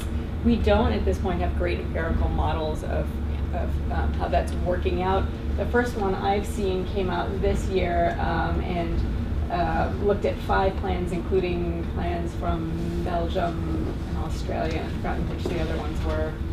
and came up on average $60 million per year in value for new industries and retaining the value of existing industries that are out there in places where we have grand spatial plans. A more specific case study here is from just this year. Rhode Island did an ocean plan for its state waters, and that plan directly resulted in the United States' first offshore wind turbine installation. They put steel in water this July. The CEO, Jeff Grabowski, of the company, who's down here in this picture, so it's on the bottom left, will tell you that that planning process saved him several years and millions of dollars in permitting. And when he walked into that permitting process, he had fishermen and environmentalists by his side saying, you should approve that. And I think that's the goal that we are ultimately trying to get to. So with that, I will stop talking and pass the on to somebody else. Okay. Great, thank you, Ann. So Johanna Polsenberg joined Conservation International in November 2014 as the director of the Ocean Health Index. She has more than 20 years of experience on international and ocean issues. She has worked with domestic and international non-governmental organizations, the U.S. Congress, academia, national governments, and the private sector, managing projects in Africa, Australia, Indonesia, the South Pacific, the Caribbean, and the United States. So, welcome. Well, thank you very much. And Michael, thank you, because it is actually, looking around this room, there's a lot of new faces for me. And so this is really exciting, and this is something you're driving. And it's really, I've enjoyed working with you, and I'm looking forward to where it goes from now. But there are some very, very old familiar faces to me. John McManus, he and I worked together in 2003 and got me wrapping my head around these complex models. And I don't think we haven't gotten entirely the complexity you have with all your agent base. You made me thinking about it. And then we haven't met, Cookie and I, yet, but she's sitting in the role now that I held with Sam Farr in 2002, so Sea Grant Fellow, which brought me out of academia and up here into Congress, and it was one of the major inflection points. And Sam Farr, many of us know, is just great, and it's really nice to be here to be with all the folks in this room. And so, the Ocean Health Index. One of the things to start with is a healthy ocean. What is a healthy ocean? And many people are going to think that that's a pristine ocean, or that that's one that's not impacted by humans. But we know, as we do with our own human health, hopefully many of us are going to get to a ripe old age with many, many different factors and different things balancing. Trade-offs, some things that we do that help many aspects of our life. We run, it calms our mind, it also helps our health. We do some things that maybe don't help us so much, and we have trade-offs and synergies. And that's the same way with a healthy ocean, which we define as sustainably delivering a range of benefits to humans now and in the future. And so that's one of the key areas, as we've heard this morning, folks bringing up the multiple uses, the high coastal population, the multiple sectors, the conflicting goals. We talk about marine spatial planning. The Ocean Health Index, at all the scales, many people are going to be familiar with the global, but the most important scale we're working at is at the decision-making scale, doing our assessments and doing them to help balance, to balance the trade-offs and also to find the synergies across the sectors. And when we talk about these benefits, we have decided, at least we've had as a starting point, comprehensively bringing the ocean, the benefits from the ocean into these 10 groups. Now, many of us can talk about, most of us in this room could easily talk about the narrative of, say, carbon storage and coastal protection and how much we want to balance the green and the gray. It's a narrative a lot of us in this room have. But when you're sitting down in many developing countries, I was looking at your list of the marine spatial plans, and you see not so many happening in Africa where we're working, South America quite a lot, but we actually have worked there with a lot of stakeholders as a stakeholder engagement. We can all kind of talk about the narrative, but many folks that don't have the experience, it seems very intuitive to us, but they don't get it. So when we break it down into these 10 benefits that work for humans, and then the underlying layer, which I'll show you later, but the underlying, one of the most important layers of the Ocean Health Index assessments are the pressures and resiliency layers. What pressures are being faced across all of these? Pollution. How pollution isn't just something that's affecting the birds and turtles. It's affecting tourism. It's affecting livelihoods. Sense of place. People who have long enjoyed and appreciated their oceans go down and they see it covered with plastics.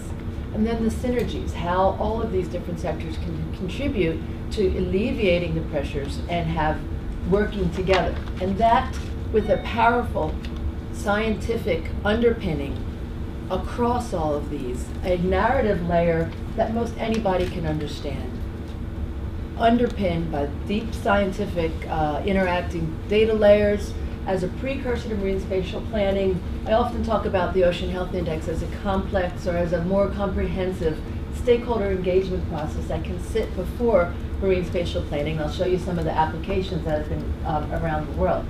Some of the language that we use around it: collaborative and common framework for coordination among and across sectors, within a country or within a decision-making unit, or countries within a region. I stress very strongly that we're making our changes at the decision-making unit. But in some cases there's a decision-making unit that is larger than national. We're working in the Baltic Sea, for example, and in others, northern Mozambique Channel, you have a lot of countries that recognize they've got a shared future. Some of them, like the Seychelles, one of the countries you have up there with marine spatial planning, relatively neighboring to a country like the Comoros, where they do not have that level, but you have this coordinating platform where you can share, you can translate and capture and share the learnings from areas like the Seychelles to a country like the Comoros. Now, many people might be familiar initially with the Ocean Health Index as the global scoring, in which we do, the largest framework we work at is globally, where we measure with 120 data layers that contribute to measuring current status, the trend, the pressures, and the resiliencies on 221 EEZs around the world. And the global scoring has been very interesting because one of the elements of the assessment is to set a reference point. Tourism and recreation, what is the right level for that? Fishing, what is the right level? And there's been some very interesting academic discussions around those models that were set. Now, for me, I would love to have, the global has been compelling. We released the global scores, our 4th at the Our Oceans conference, and it does serve to focus the mind. And a lot of the work, and that's work that's being driven a lot by our colleagues out at University of California, Santa Barbara. It gives a fantastic platform for innovation, where many of the models were driven by the availability of global data. Understanding and holding in one place to show just how little global data are available and how it actually limits what sort of questions we can ask is in itself very compelling.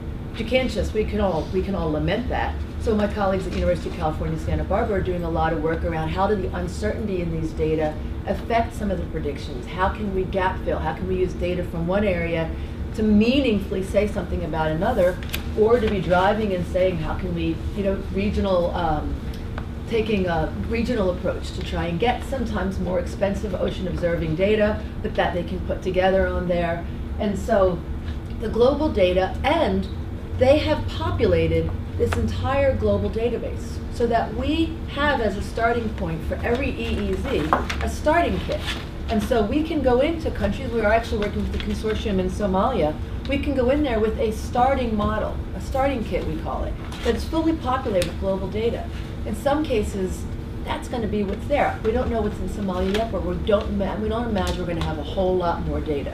When we did a case study in Fiji, we were able to replace about 20 to 30% of the global data with more local and regional data to make a more sized or make a more accurate model for that area. And then in Ecuador, for example, in the Bay of Guayaquil, they were able to replace about 86% of the data with local data. And so certain areas, yes, they're moving far ahead.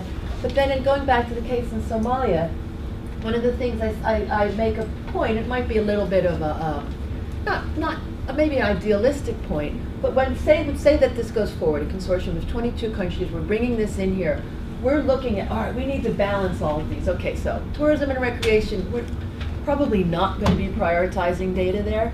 But when you go to Rwanda and you think back 20 years, were they talking about tourism and recreation? Now they're having people paying $800 to go sit in forest for an hour with gorillas, a life-changing experience for the people who come. So we're not necessarily saying like, all right, 20 years from now, we know this in Somalia, but this sets the table. And it says, let's just make sure, let's just spend 5 minutes and think about, is there an area, maybe whale sharks are coming through, maybe there's a migration, maybe there's a turtle nesting, let's just hold it aside. That's all we need to do. We don't need to go and collect a lot of data. Let's just recognize it's there. Let's think about all of these 10 benefits as we go forward on many of the different activities or many of the different planning that is happening in these different countries. And so let me get, I think the next slide coming up. Well, so yeah, just back to the global scores, it gives us the work that's been done over, gosh, 7 or 8 years now to fill that global data, to optimize it. We're going to be coming out in 2016 with a wholly revamped fisheries score based on the better fisheries data that we've been able to do. Filling in FAO data has been used. So that's really driving a lot of innovation within our group and also within colleagues. The Ocean Health Index Plus, we call them Ocean Health Assessments. These are the ones that are taking place at the decision-making scale. This is where we take that core platform, those 10 goals, sometimes expanding them. I very strongly argue against minimizing it, but sometimes, like for natural products, we just might. When we did it in the U.S. West Coast, there was no real natural product. I was talking to a colleague in Madagascar. So natural products, she says seashells. I said, bingo, you know, there's natural products that just having that conversation and sparking that kind of thinking to hold that place. Taking that framework with, for me, again, that key layer, that pressures and resilience layer, down to this local politically relevant scales, customized by stakeholders to meet local management needs, use of hopefully higher resolution data, or when those data aren't available, the prioritization of what are the next most important data layers we need to get. What are some of our pressing questions? And that goes to some of the applications in areas. We're working now in close to 30 countries and regions around the world. We've had 4 completed assessments, initial assessments, where we've gone in. There have been workshops. The first day is kind of ministerial level. The next 2 days are technical. All right, Commerce Department, where do you guys have data on tourism? How do you have this coming in? Finance Department, what do you know about how much the ocean is driving economies? Where do you want it to go? Education, do we need a maritime academy? Do we have the skills we need here? We've got oil and gas coming in. Do we have oil spill preparation? These are the data we need to know. This gives us a platform to first pull together all these disparate pieces of data. You've got us sitting in the back room so that when you bring in either, you know, actually in Japan, for example, in a very high capacity area, they're really excited about it because they see the index as a way to incorporate cultural values. And so in many cases, the cultural values is one where you have how do people enjoy the ocean? And then you turn that into spatial data that go into a scientifically rigorous model to go back and forth. And so that's where we're working in the back room. That's part of the initial assessment. Then many months gone and grabbing all these bits of data, getting it into the model, and then an initial assessment is completed. Colombia, so far China, I'm actually getting on a plane this afternoon to go to China, where the State Oceanic Administration has gone through an initial assessment. This is very exciting. Yeah. And what that SOA is doing right now is they're bringing this assessment to ministers across the government. And they're saying, hey, this is where our oceans stand. And this is where we've all talked about wanting to get to. So we want to use this as a way to be coordinating our actions across all of the different ministries, across the different sectors. And it's actually an ideal, I mean, it's actually how we like to see it happening. You know, it's to have all of them involved. And China has been both one of the most challenging and most exciting examples so far. And then also they're talking about marine protected areas, and so this gives a baseline on marine protected areas. That's a seascape, so that's one of the applications. Development of national ocean management strategies, strategic environmental assessment in Guayaquil Bay, stakeholder engagement platform for marine spatial planning. These are examples where it's happening. Aggregating national actions within regional strategies. That's another case with the Baltic Sea and the Northern Mozambique Channel. And then we have a collaboration in Hawaii with NOAA, Hawaiian Airlines, and they're doing the Hawaii Green Growth Initiative. And so we're going to be using the Ocean Health Index there, and actually also collaborating with the Hawaiian Islands Humpback National Marine Sanctuary to be using it as a platform for what are we talking about when we talk about blue economy? What do we need to hold on to?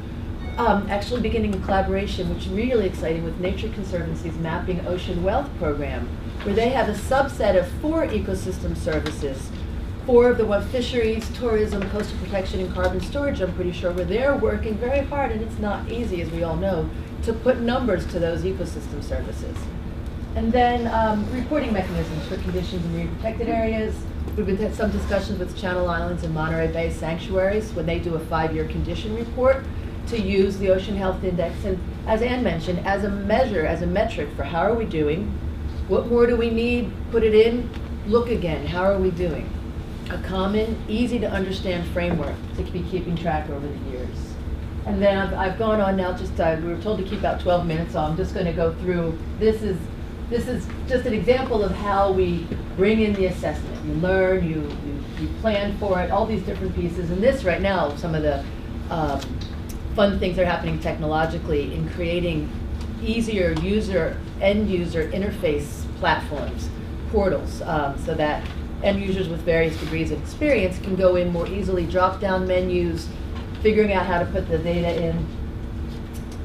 Sorry this didn't come up very well, the transition from the platforms, but this shows sort of graphically how we have the current status of pressures and resilience feeding in trends from the 5 most recent years. It could go back, but again, consistent data are quite hard to find to go back to, it's often too much further, into what the probable future state are. And then right here, some of the layers that are going in, the data layers that are going in to characterize what are the pressures, what are the resiliencies. That was just an example, and I will stop there and really look forward to discussion. Thank you very much. Okay, thank you. Okay. So, David, you're going to finish this up. He's the Deputy Director of the State Department's Office of Oceans and Polar Affairs, which has the responsibility for coordination, development, and implementation of the U.S. Ocean, Arctic, and Antarctic policy. Foreign Service Officer since 1994. Worked in the Philippines, Mexico, Brazil, Australia, and Dominican Republic. So I'll let you take it from there. So I'm probably the person who knows the least about this area here today, but I'll do my best to try and let you know what the U.S. State Department is doing in terms of ocean conservation and sustainable development. I just want to put up a couple of slides just so you know kind of what our marching orders are. So that's the logo for the Ocean Conference. Just so you know, the R Ocean.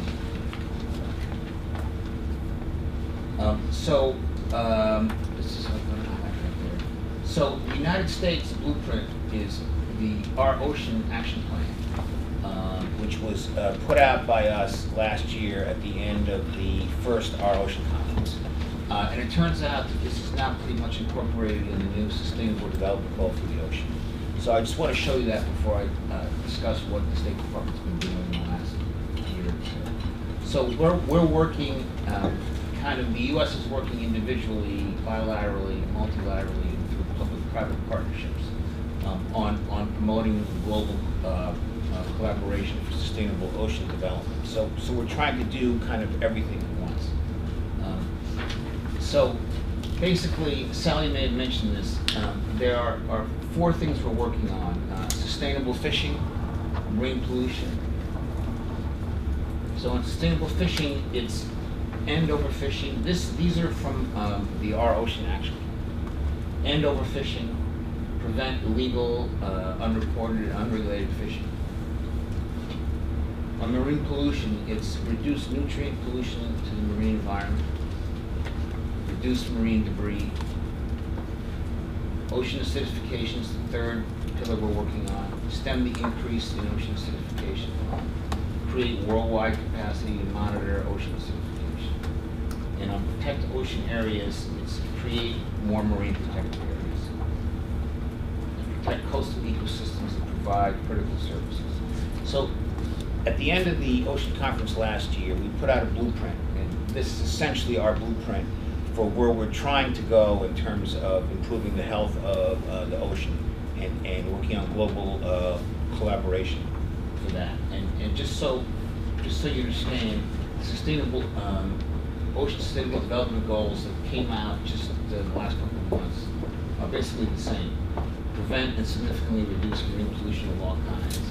Sustainable manage and protect marine and coastal ecosystems. Minimize and address the impacts of ocean acidification. Regulate harvesting and end overfishing of illegal and imported non-marine fishing. Conserve at least 10% of coastal marine areas. So basically, our action plan from last year is pretty much incorporated now in the new Ocean Sustainable Development Goals that are in place for the next 15 years. And so what we've been trying to do in my office and with Sally and Undersecretary Catherine Novelli is how can we take all these great ideas that we have and actually translate them into making progress on improving the health of the ocean. The interesting thing about the Ocean Conference that we held last year and that we just held again in Chile is that the idea is really twofold. It's to highlight the problems facing the ocean and then to look at ways that we can address the problems and take tangible action to address the problems. So for example, in the Ocean Conference that just ended in Chile, this booklet here are all the initiatives announced in 2015. So the idea is that people come to the conference with initiatives, and at the next conference, we'll look and see how people did on those initiatives. So how can we take concrete action to actually do something like this?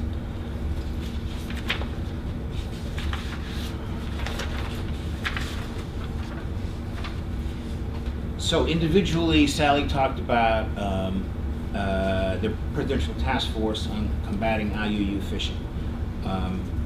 That's something that the U.S. is doing by itself. We're working to implement its recommendations, including with bilateral partners and through the regional fisheries management organizations, through free trade agreements, and in partnership with stakeholders and private sector groups. I think Sally also mentioned the Pacific Remote Islands Marine National Monument. I remember it was Michael that did that. Something else that we announced last year that is now in effect, and something that the U.S. is doing individually.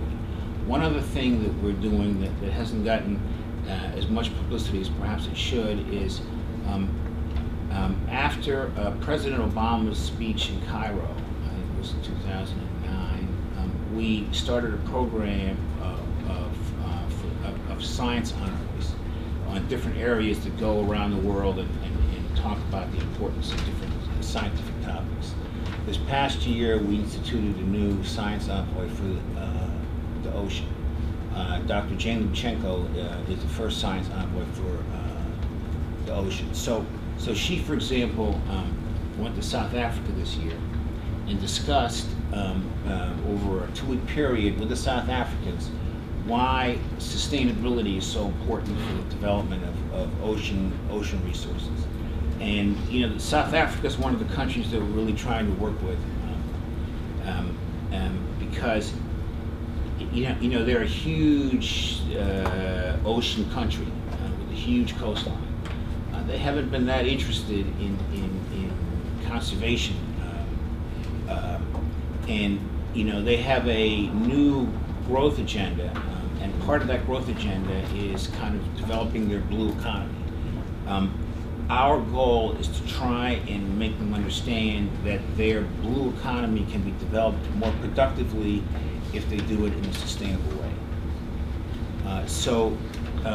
Basically, the intention is, in many parts of the world, blue economy means let's extract resources from the ocean, to use that to make our economy grow faster and provide more jobs and food. Our goal is to try and help countries understand that the best way for them to do that is to manage the use of the ocean in a sustainable way, and therefore it's more productive in the long term.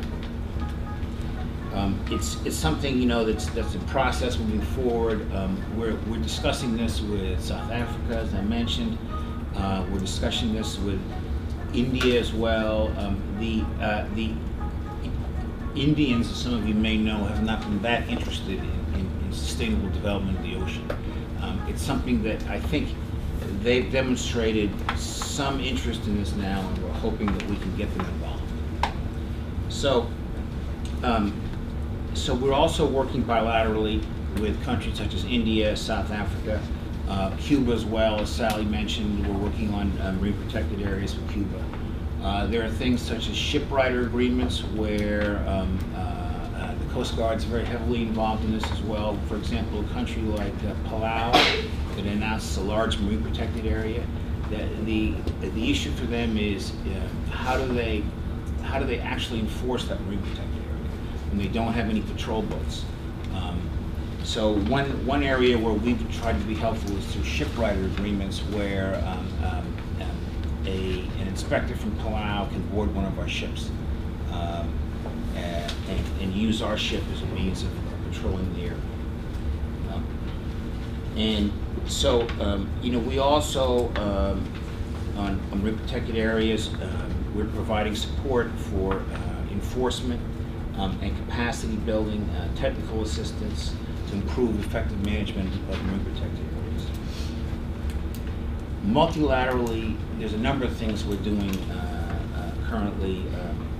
We are, as Sally mentioned, the Port State Measures Agreement with the Food and Agriculture Organization implemented is something that's going to be very important in terms of regulating IUU fishing. For those of you who don't know, one of the concept is how do you regulate fishing fleets on the high seas? And one way that you might be able to do that is the fishing fleets have to pull into port. They need to refuel, they need food, they need to sell their fish. Under the Port State Measures Agreement, what happens is when those ships come into port, then that port will inspect that ship. And so in order for this agreement to come into effect, it needs 25 countries to sign up to it.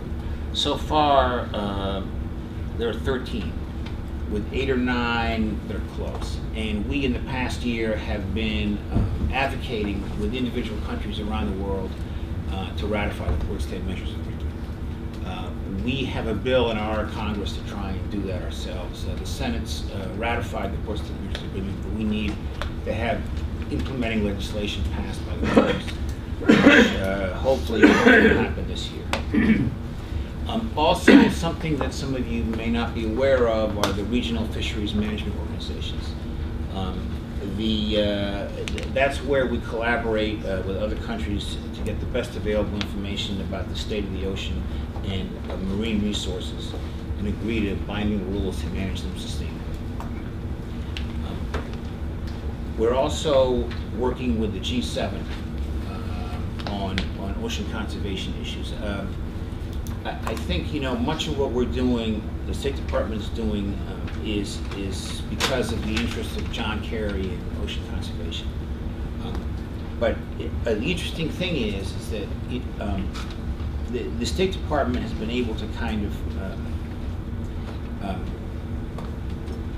create a certain amount of momentum that has brought along a lot of other countries into this problem.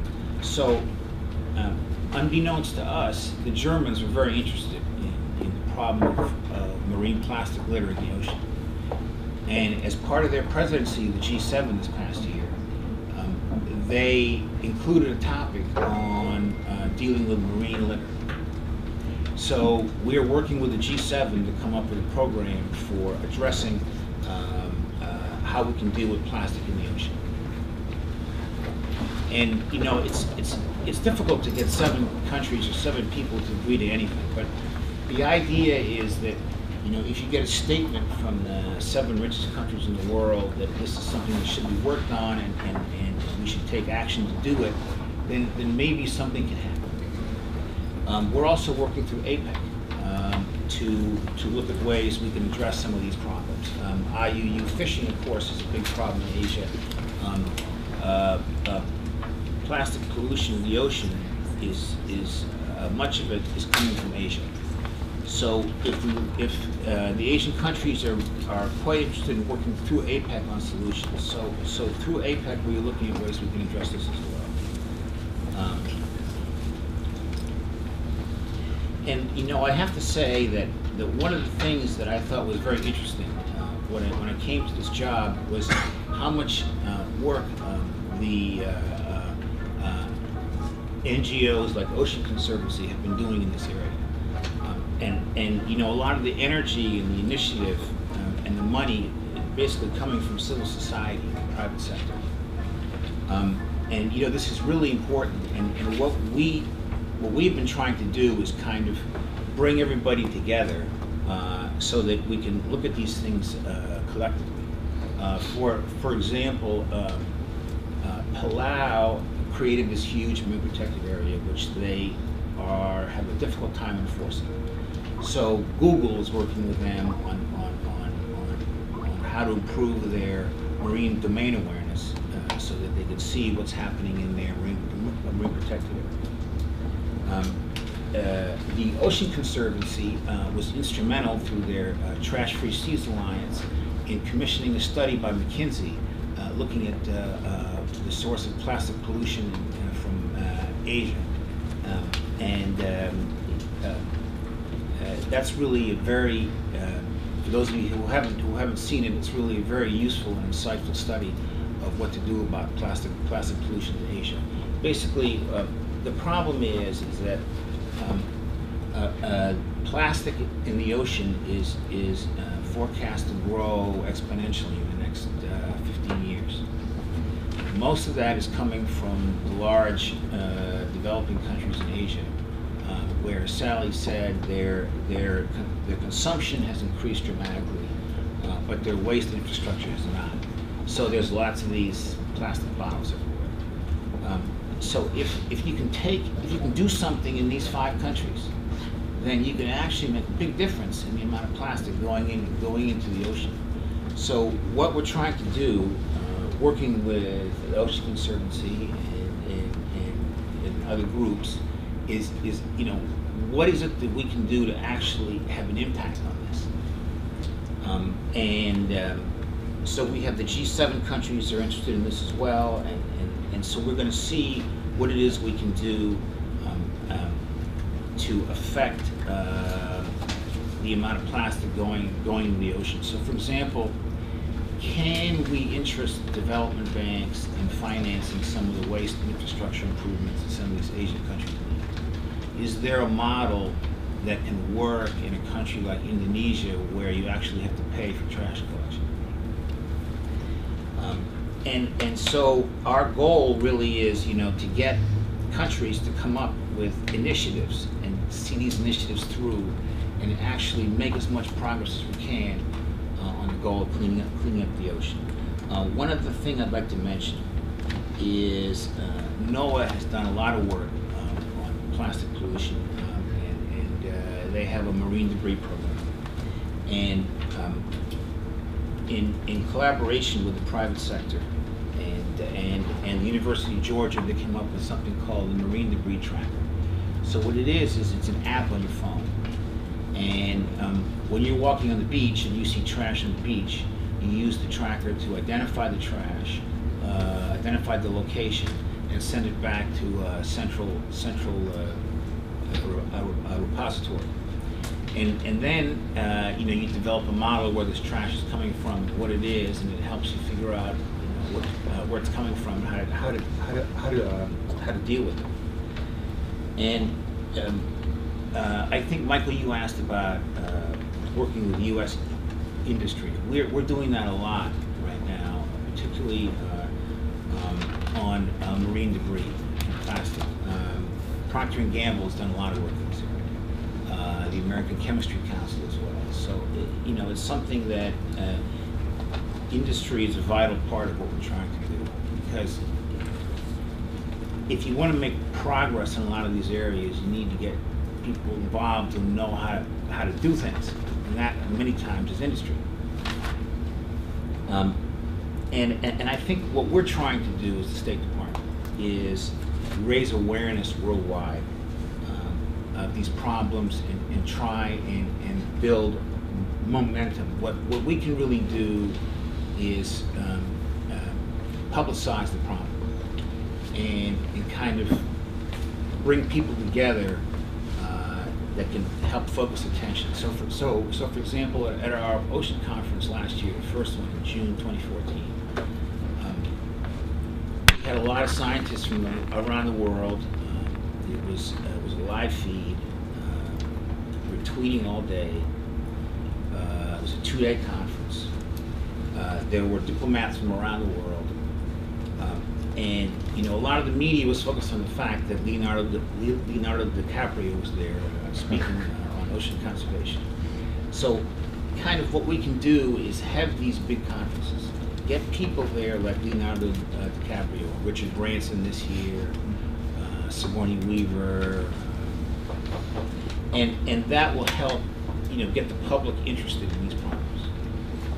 So, David, I think we'll leave it there. Okay. And so we've got maybe a couple minutes for discussion. We started a little bit late, but let me open it up for some key questions. Yeah. Ajay mentioned quite emphatically the problem of economic transformation. And when does it come to the point where the practical necessities of today, especially in Asia, where you have the majority of the problem, both in terms of population increase, young population, and so forth, overcomes what the hell is going to happen 10 years from now? So and that's most of my work in my life has been in the Middle East, Asia, and so forth. You see, when it comes down to the individual artisanal fisherman in the Philippines who needs to feed his family, a couple of sticks of dynamite can solve that problem. A trawler captain out of Indonesia, who's the only way he's going to keep his trawler is to use an illegal net. He's going to use an illegal net. So you come down to these very practical things at the working level, especially in industry that is traditionally in most of the world based on small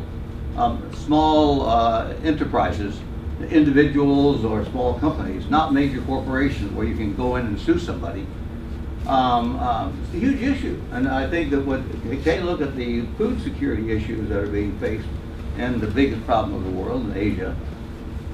Is there any potential of a pilot program in a large enough geographical coastal area that you could implement an integrated program that attacks everything from the plastics to the overfishing to illegal fishing to retraining to education, that can, because it's going to probably take 10 to 20 years to really show significant improvements. Take a look at the oyster wars in the Chesapeake Bay, just 50 miles to the east of it in the 20s and 30s. Oh my goodness. Coast Guard boats with Gatling guns on them, trying to keep the oystermen from depleting the resources. So, there's more progress actually than one would think, and I think the way you deal with it is you need to provide incentives for these people to want to cooperate and improve their practices. So, for example, one thing that is being done right now is something called MFISH. MFISH is a program that provides smartphones to fishermen. This is happening in Indonesia right now. So they have these smartphones. The smartphones help them attract the fish market, understand where the fish is, look at the price for fish, and things like that. But it also provides data on where they're fishing and what they're catching. So it's a way you give them a phone, and for this free phone that allows them to be more productive, then they have to provide some data that can help you understand what they're doing and help them hopefully improve their practices. Okay, well, yeah, just a couple of points. I think that's an excellent point. First of all, we assume that everything is static. We're living in a dynamic world. We're actually going to get to 7 billion today. We're going to be 9 billion by 2050. The other one is that our natural resource base, even if you compare it over the last 30 years, has been declining in a extremely, at a very large and very significant pace. So much so that it's not just, and that's what I was trying to make the point, is that if you look at the architecture, the two things you need to do is how do these integrate with broader economic growth. We've now got a situation where the overexploitation, as I mentioned, about water and freshwater has meant that in large numbers of countries, the farming has become economically and structurally unviable. What are you going to do? They're already moving off to that. You're going to get climate refugees because of significant patterns of change for rainfall. And similarly, if you start to look at oceans, you can't look at oceans and capture fisheries or blue growth, etc., in isolation. You've got to look at it in the system. And you can't just assume that. I'm not a great believer in projectized development, that we do little things. It has to be, first of all, I think that if you're trying to look at the richer countries, say, you really do need to look at the financing that comes from richer countries. How much do they leverage, not just budgetary financing in the developing countries, but how much do they leverage political change? If they don't, it's not enough.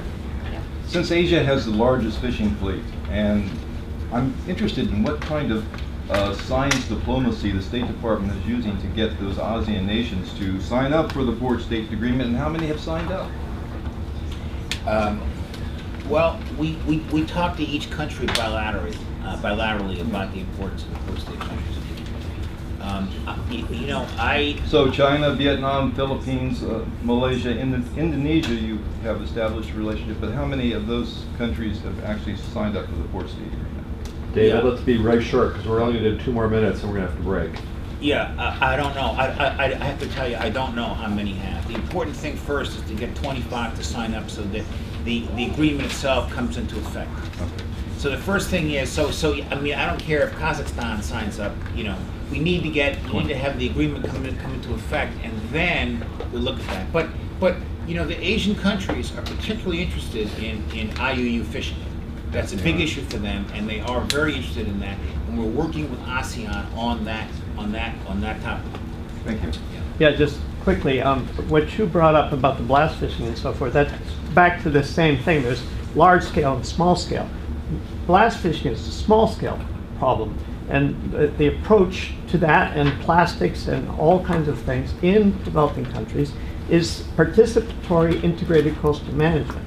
We actually tried to do this at a global scale when we set up the International Quarry Faction Network.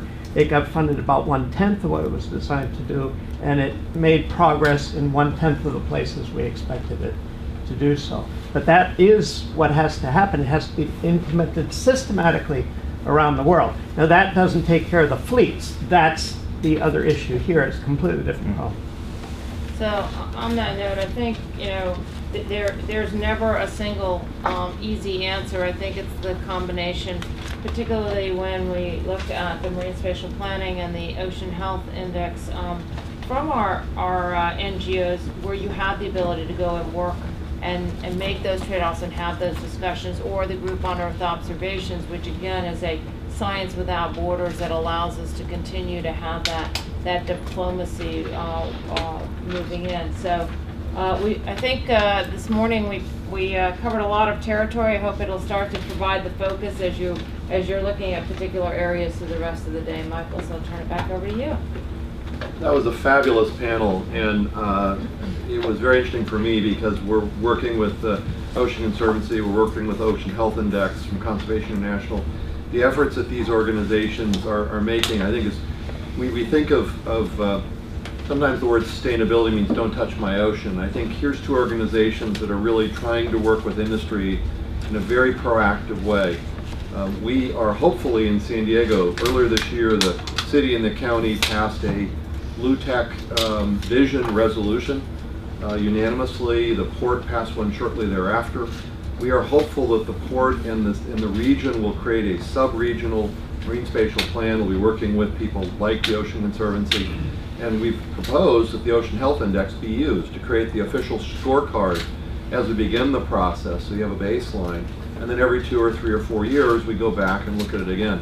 So these tools that have been developed with a lot of money and a lot of interest in intellectual capacity are hopefully continually being utilized in ways that are useful, and having test beds to do them and case studies that were successful are very important. Working with Zdenka is always a phenomenal opportunity for me. We've done a lot together, and it's great for her to take the time this morning because she's jetting out to do something with the X Prize this afternoon at the Oceans Conference. So that was a great panel, very diverse, and we didn't give it as much time as we should have. 75 minutes seems awful short when you're at the end of it, but thank you very much.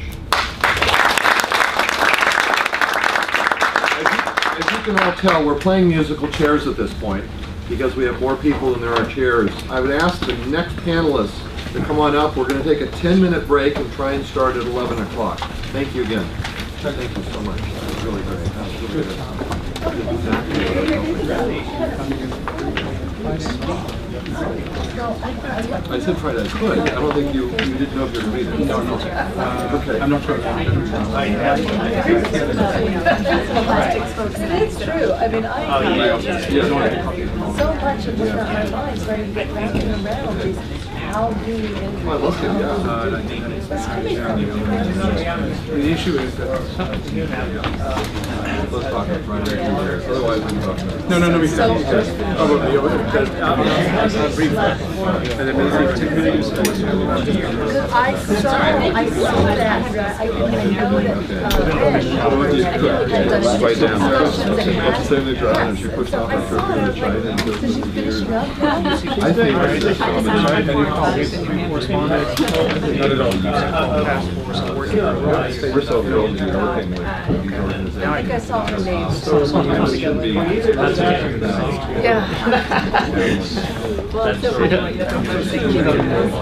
John, this integrated participatory,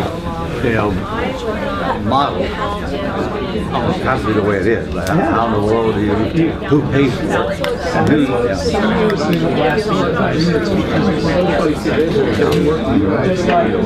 When I jaywalk, it's illegal. It doesn't matter if it's illegal.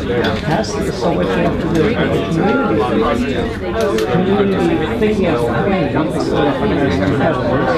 that's what use of the commons, which is then you change what is socially acceptable. You say, you can't date my daughter because you're blasting my reef. You work with David Vaughn at all down in Florida? David Vaughn, do you know David? Oh, yeah. Yeah, David's no old friend. Dan Benetti? I know him a long time. I know him a lot. University of Miami, we keep him on his toes, and he's doing rather well, actually. I can fry a lot of aquaculture people, but not him.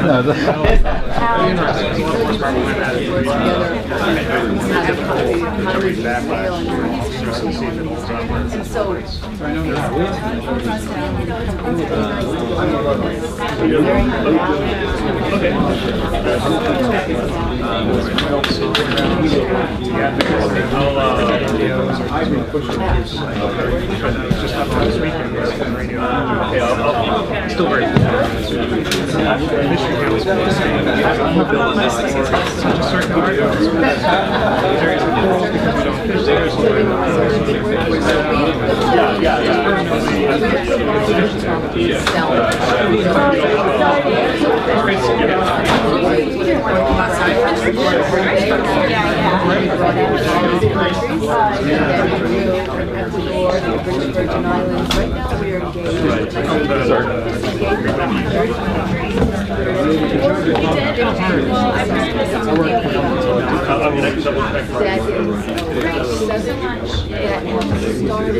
Another 6 or so that are funded, funding Madagascar, the Jersey, so there is supervision. I didn't pull out food provision. 2 months ago. Wildfire and miracle. So what's the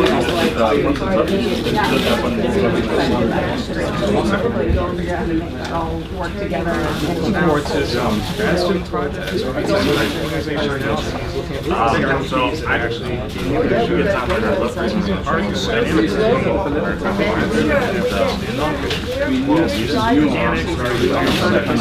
we are backing them up, we are supporting them.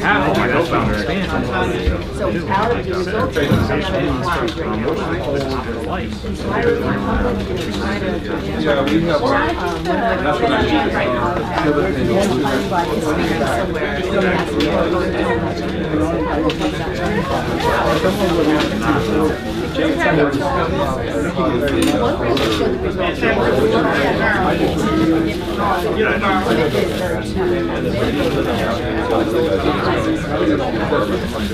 NGOs have this real tendency to try to sort of sneak it through, and then once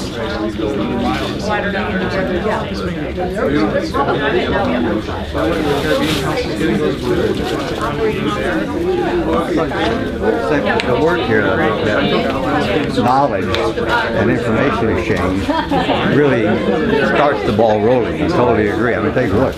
I mean, I haven't been too far back in our history of the United States where some people even question, very senior people, question whether or not climate change was real. Oh, yeah. You know, and still do. Still are. And still do. Yeah. You know, that argument hasn't ended. You know, so, which still amazes me. Yeah, absolutely. Or take a look to home. Trying to get California farmers. Yeah, growing almonds. I know. And it's a desert.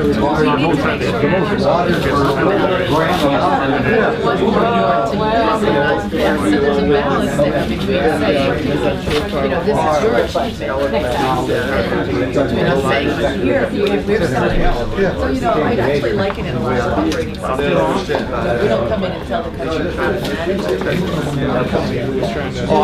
I'm a dilettante. No.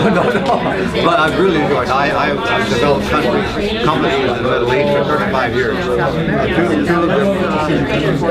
I would love to.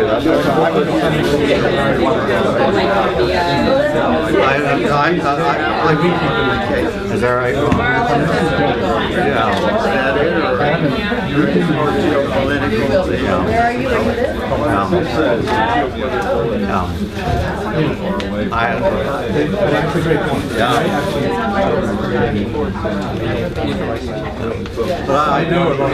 I was so glad FAO, because I contacted FAO immediately. I was asked my father to be a manager. I was in the Middle East for 35 years. So I was able to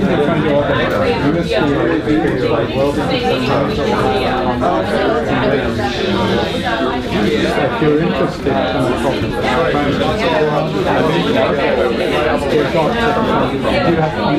I worked in the field sector. I retired in this particular case. I did not know. Someone you really need to call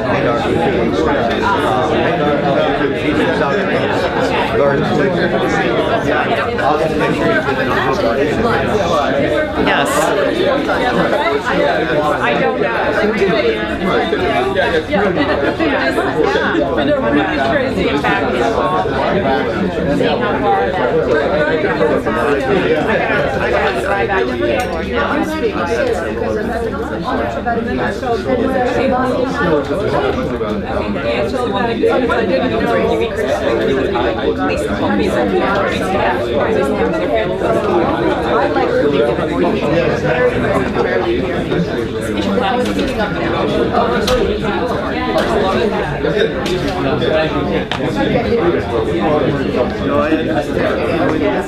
That's all right. So I'm wondering, like I said, that drives innovation, but my work is very fortunate. It's great to have I want to bring this in as a place for them to organize.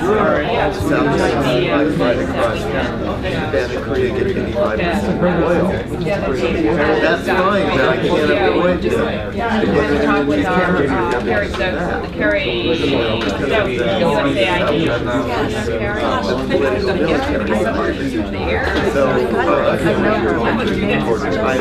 understand. So she works a lot of GIS and They cleared it? Geo and these databases. Anyway, I'm certainly conscious of what you're saying. I'm concerned that the South China Sea This is exciting. And sometimes I stay, but I realize that kind of what we're doing here is to say, like you mentioned the Germans. I was emailing this morning. The Germans are very interested. I money in marine conservation focused on Eastern tropical Pacific and Africa. It's going to depend on. And they're bringing together a few NGOs. Well, there you'll be. Listen to that. I think we.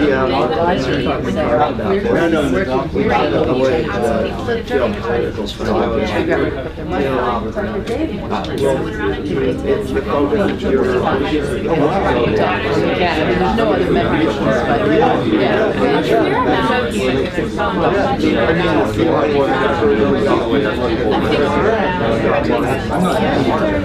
know you're right. That's why I gotta run, I gotta get to the other side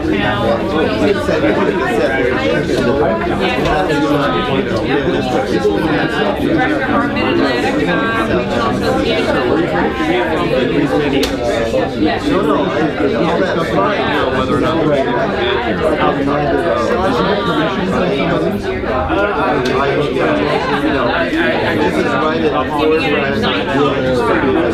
you're welcome to be here. What I don't know is about security recording. That's what they're doing. What I'm telling you is general practice is here. And the issue is like central to U.S.-China relations and world international security. I know, I didn't either.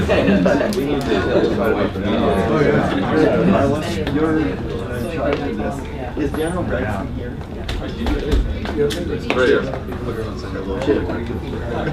No, see the word at the window. We're far over there.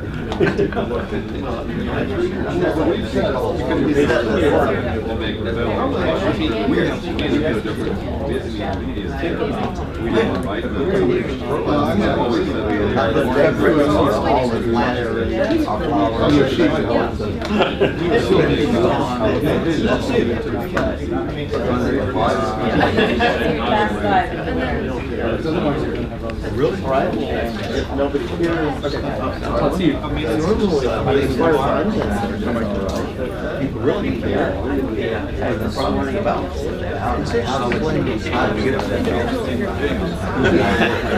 Sure. I go out to Great job. Fantastic. Good. You're going to start. Okay, you want to sit there? I still have it. Excellent. It's the ideal spot.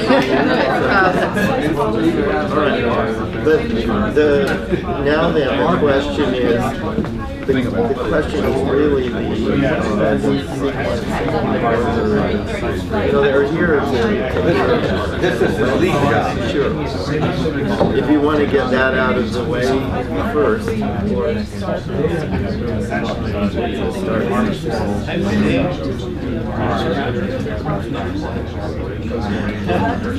Sure.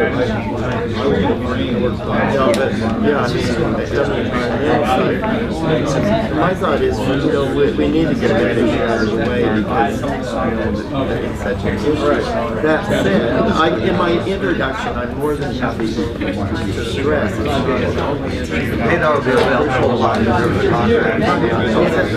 I'll set the stage, but in policy terms, the issue is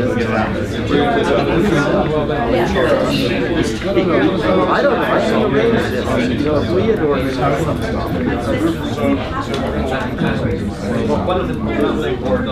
It is what it is. I don't know. I'm glad that we see each other the hour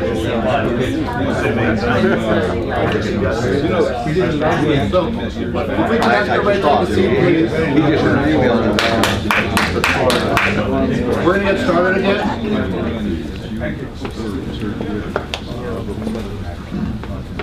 So are we agreed to take one?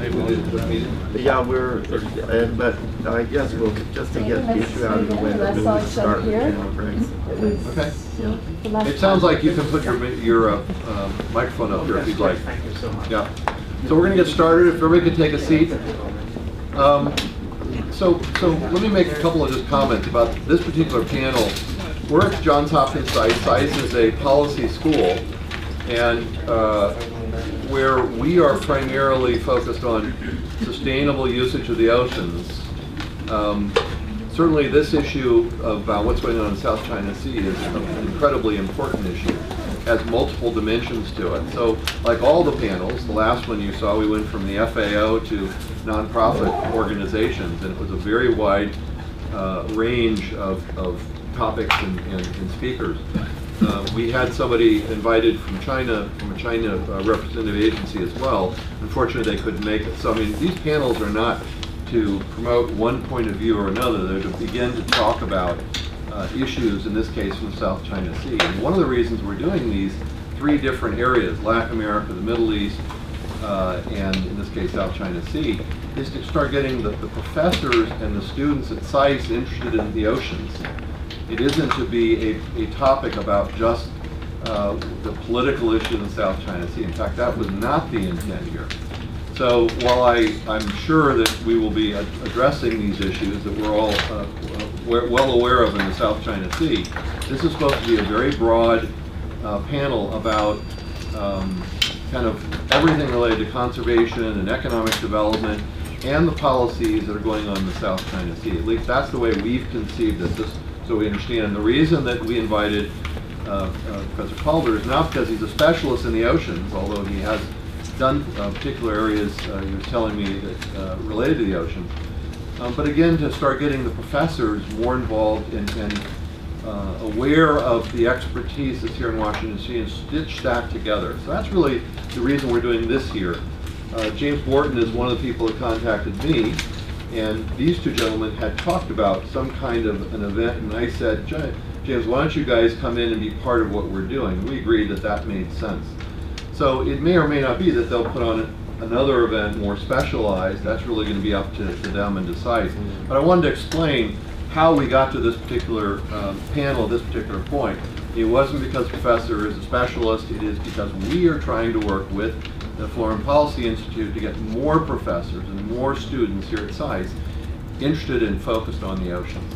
So the idea here, and also from a question and answer point of view, is I hope that there are various kinds of questions and not just one to talk about what China's done in the South China Sea. All right, so with that, at least, I'd like to hopefully set the stage. And Professor, I sent over to you bios and everything, so I'll turn it over to you in terms of doing the panel. Thank you very much, Michael. It's an honor to be here, and we certainly here at SAIS look forward to this cooperation with the Maritime Alliance. The issues are tremendously important for the world. Obviously, the issues that are so well known in the security area, but also some very, very important environmental questions and economic questions for the United States as well as the rest of the world that are involved with the South China Sea. We have 3 major participants today. I'll introduce each of them as they speak. As and 2 of them are real specialists on the economy and environmental issues. And so we look forward to hearing that as a central element, certainly, in the evolution of the maritime issues. That said, of course, the pressing question in policy terms today, and really a central issue for our panel, which is known as is titled Security and Development in the South China Sea, is the whole question of the political, military, and relations to economics, of course, developments in the last several months. And to speak to those questions, we have someone whom I have always respected greatly, not only for his distinguished military background, but also for the breadth of views that he has regarding the evolution of American relations with Asia.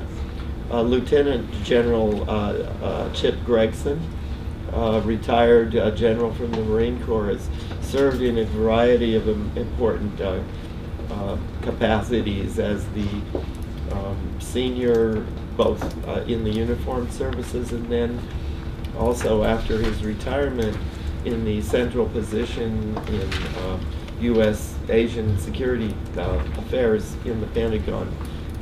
He's currently Senior Director for China and the Pacific at the Center for the National Interest.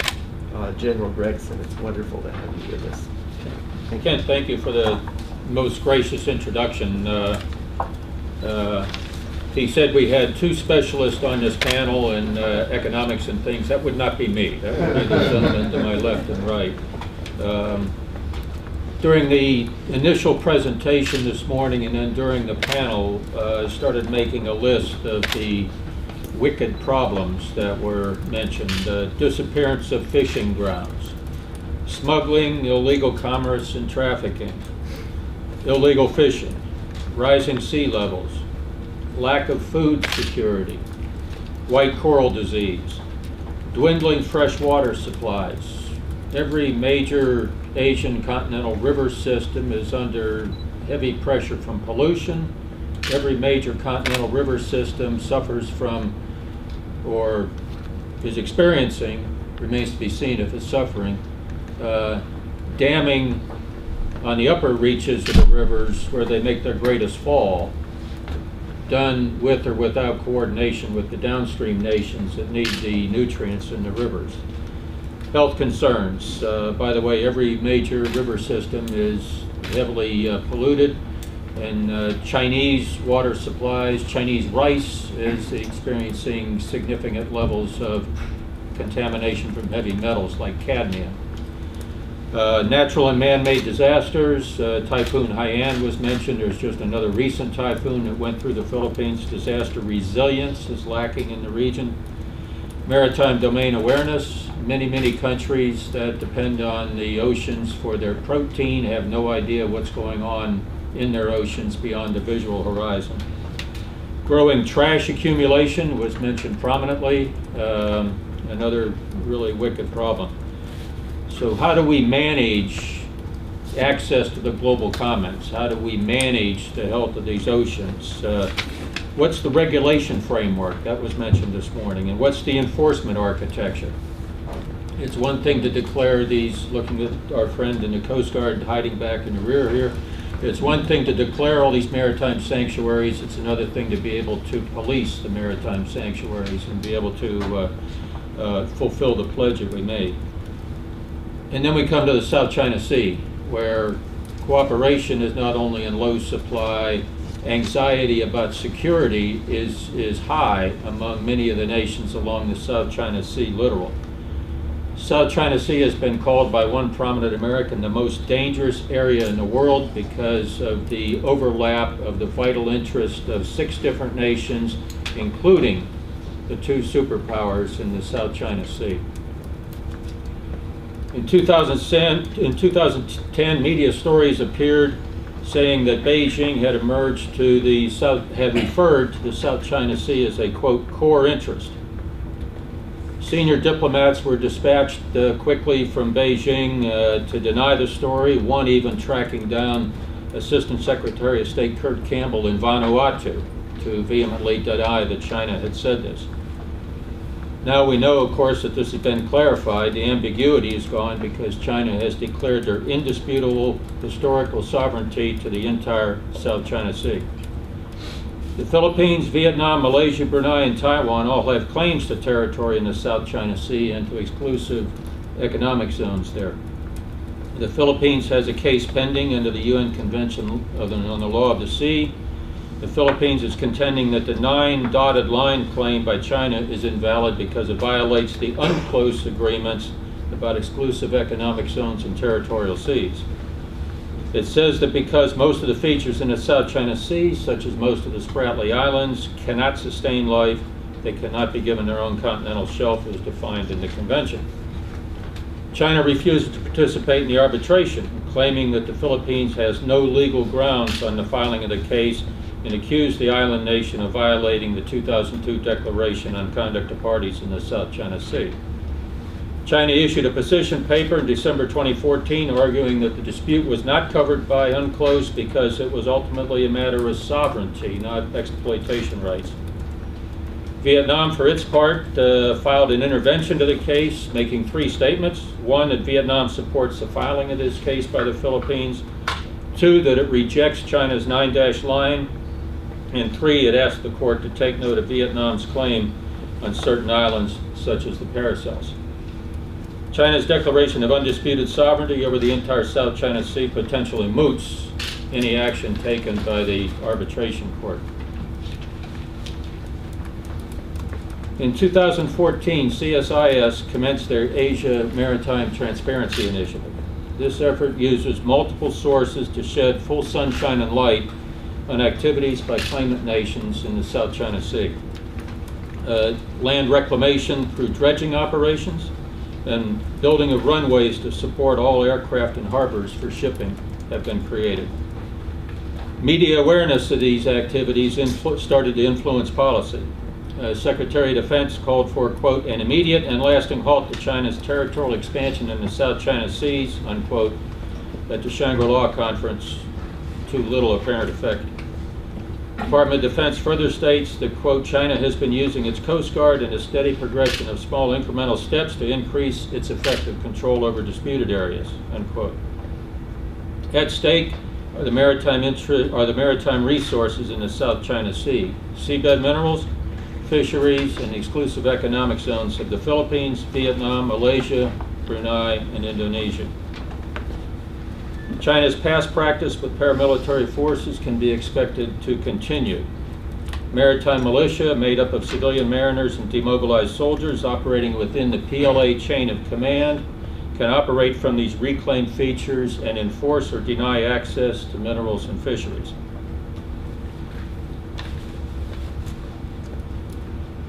The South China Sea dispute has the potential to overturn the United Nations Convention on the Law of the Sea, and this is the constitution for the oceans and seas of our planet. For the Philippines alone, what's at stake is 80% of its exclusive economic zone and 100% of its extended continental shelf in the South China Sea. The root cause of the South China Sea is the 9-dash line claim, which gobbles up large areas of the EEZs. China's explanation in 2009 was that China has indisputable sovereignty over the islands in the South China Sea and the adjacent waters, and enjoys sovereign rights and jurisdiction over the relevant waters, as well as the seabed and the subsoil thereof.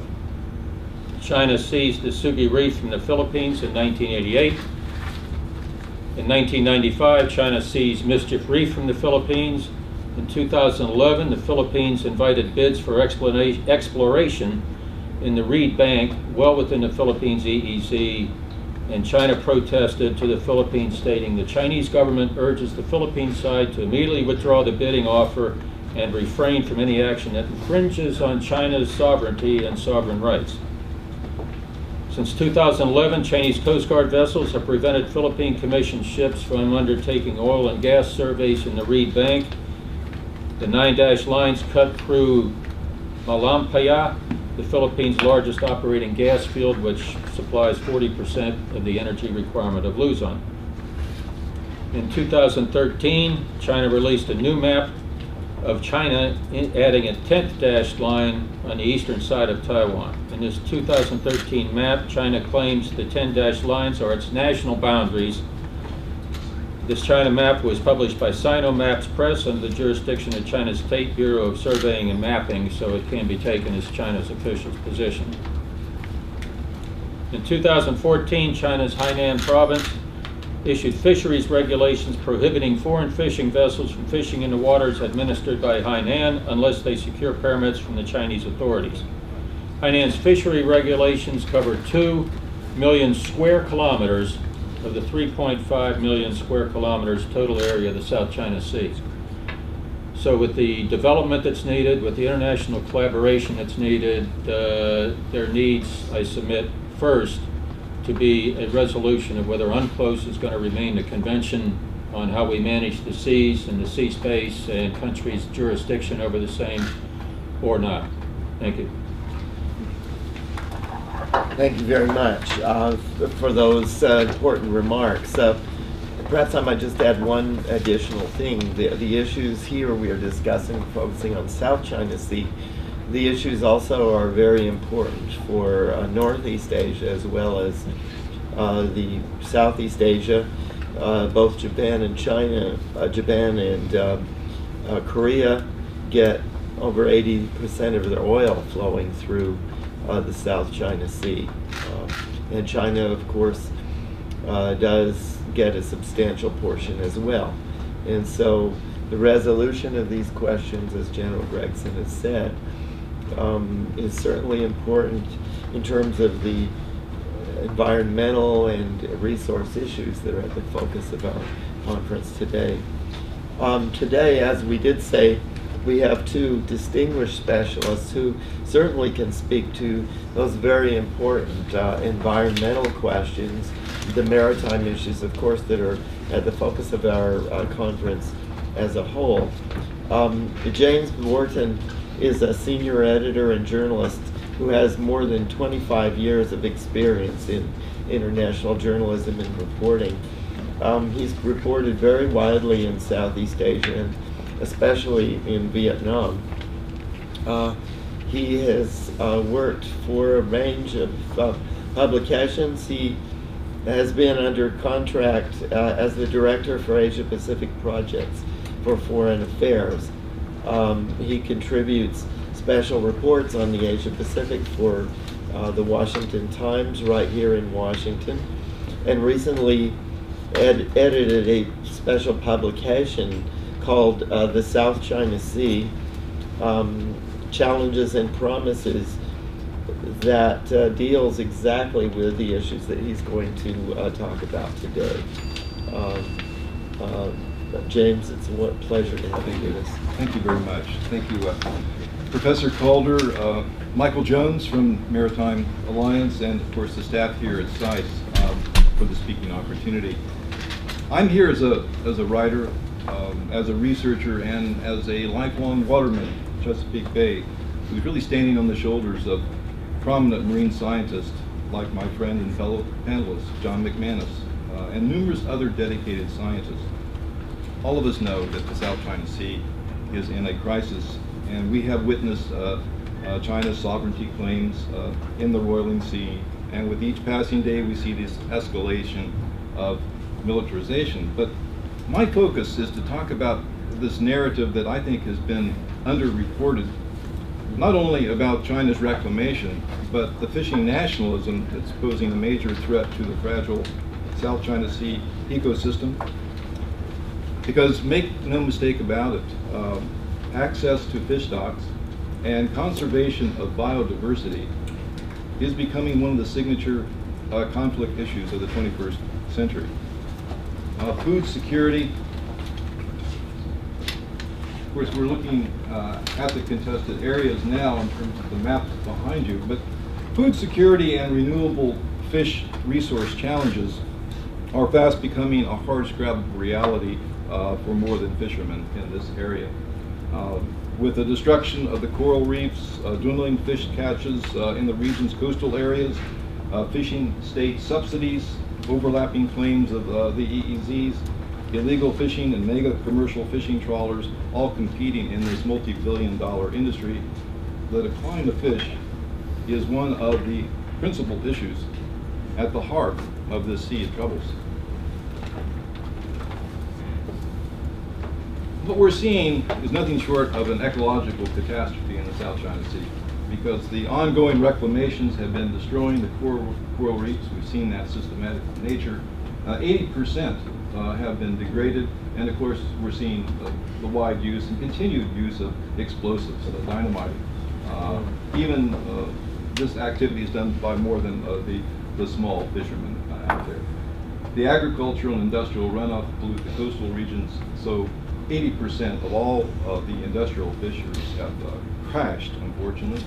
And so in framing our topic today, looking at environmental security with regional and international security, we can see that, well, in our examination, an increasing number of marine scientists have pointed out that many of the coral reef fisheries along the coast of South China Sea have already been heavily overfished, especially along the coast of southern China, Vietnam, Malaysia, and the Philippines. China's own coral reefs have once found off their own shores, have shrunk by an astonishing 85% in the last 30 years. Pollution, overfishing, all of that contributing to that. It's a very grim picture. The daily dumping of the landfill with the sand dug from the nearby reefs is upsetting the entire marine ecology of the region, and it's destroying the formed coral reefs formed, what, 1 million years ago. I'll let Professor McManus tell us about that. But it's clear that this digging up of the ocean floor to construct artificial islands is wrecking wrecking of the ecosystem. After all, these wounded coral reefs grow at a very slow pace, maybe perhaps it's only 1 or 2 centimeters per year. What I want to bring your attention to is look at this picture of, this is a commercial fleet. Asia has the world's largest fishing fleet. They represent nearly 3 million of the world's 4 million fishing vessels. And most estimates show that the numbers are increasing. China has a fleet of more than 75,000 trawlers, the largest in the world, and of course they are increasingly flaunting the international rules that exist around the fishing. In 2008, China's fishing fleet took in a haul of almost 20 million tons, or more than 4 times its nearest competitors, as well as in excess of the annual fish haul of Japan and the United States. Let me show you here in terms of how we might be addressing this issue, and I'm going to let my colleague, Professor McManus, who's been, well, for 30 years lobbying about marine protected areas, but I think if we bring something to the table in our discussion this morning, it's really a conversation about how science diplomacy can foster an environmental conservation cooperation and intensify the joint marine science ecosystem monitoring, apply scientific rules, engage ASEAN to address these environmental issues. I think there's an urgent need. Professor McManus and other marine biologists that I've been communicating with, including China, and certainly Indonesia and the Philippines, and my friends in Vietnam, all agree there's an urgent need to reverse the environmental degradation trends in the South China Sea and to intensify some kind of cooperative marine environmental conservation program. We should recall really quickly that the 1982 UN Convention on the Law of the Sea, UNCLOS, entrusted almost 35% of the sea under national jurisdiction. So cooperative activities in the fields of marine scientific research, environmental protection, and of course defense are regularly carried out on a bilateral and sometimes multilateral basis. I wanted to, quickly going forward here to look at some recommendations about where we are headed in terms of the future of the South China Sea. We all know that our planet ocean is one, and that no one person or place is insulated or isolated. We're all interconnected. The marine scientists have been bringing that to our attention in time, and no one, very few people have been listening. And I'm really grateful that we have this kind of conversation here in Washington today to do that. It is true that under UNCLOS, we have these imaginary boundaries, territorial waters, contiguous zones, exclusive economic zones, continental shelves, high seas. However, I think in our blue planet, there is a natural interdependence of every entity, local, sub-regional, inter-regional, international, in one form or another, so that every individual stakeholder impacts on others, and vice versa, in a kind of integrated and interdependent manner. We must all conclude that marine biodiversity loss is increasingly impairing the ocean's capacity to provide food, maintain water quality, and recover from these reckless reclamations, for sure. Yet available data suggests that at this point, trends might still be reversible. Establishing these expanded marine protected areas of the ocean where the resources can once again be conserved, where fishing can be either restricted or banned altogether in no-take areas. Unfortunately or sadly, only 1% of the oceans are MPAs. This number needs to be bigger if they are to help reverse the damage done by overfishing and the destruction of coral reefs. So I'm beginning to think that some of the things that we can do in terms of engaging more conversations with marine scientists is maybe even foster the development of a South China Sea open website for shared research. We can move towards that direction. And I want to call attention and single out that Professor McManus has been calling for the Spratly Islands kind of international marine peace park for over 30 years, and maybe in terms of the young people, not only in China, but Vietnam and Indonesia, Malaysia, the Philippines, we can even foster a social media campaign to save the South China Sea from exploitation and destructive fishing practices. I think we need to appeal to the UN for a marine protected area in the South China Sea, an environmental version of a reclamation-free demilitarized zone, for sure. But one thing for sure, we want to preserve and protect our coral reefs. They bring our fish to us as a habitat for fish, and it takes a long time, a millennia, for a coral reef to heal. And I think if we want to avert kind of an environmental disaster, including conflict, then we need to save the reefs and the fish. I'm reminded what the scientist Charles Darwin wrote. He said he shared a belief that coral reefs and the islands, really they kindle kind of mankind's deepest poetic and scientific faculties. For, as Darwin wrote, he said, if you look at those reefs, such formations surely rank high among the most wonderful objects of this world. And so I think that if we take the time, the mindfulness, to examine what is going on systematically with the destruction of our reefs in the South China Sea, we know that it's not too late to reverse those trends, and indeed we can embrace science. I think science diplomacy perhaps have its day not only here in Washington but out there. So thank you very much. Yeah. Thank you very much for such a thoughtful presentation that shows us how the conflict, problems of governance are really creating dangers, quiet dangers for the environment as well. And now we have someone from the academic world who can also speak eloquently to these questions. John McManus is professor of marine biology and fisheries at the University of Miami, as well as being director of the National Center for Coral Reef Research. He's been very innovative in support of coral and coastal and watershed management. He's the founder of Reef Base and the Global Coral Reef Database. And John, we look forward to hearing from you. John McManus, Professor John McManus. Grace, why don't you? Yeah.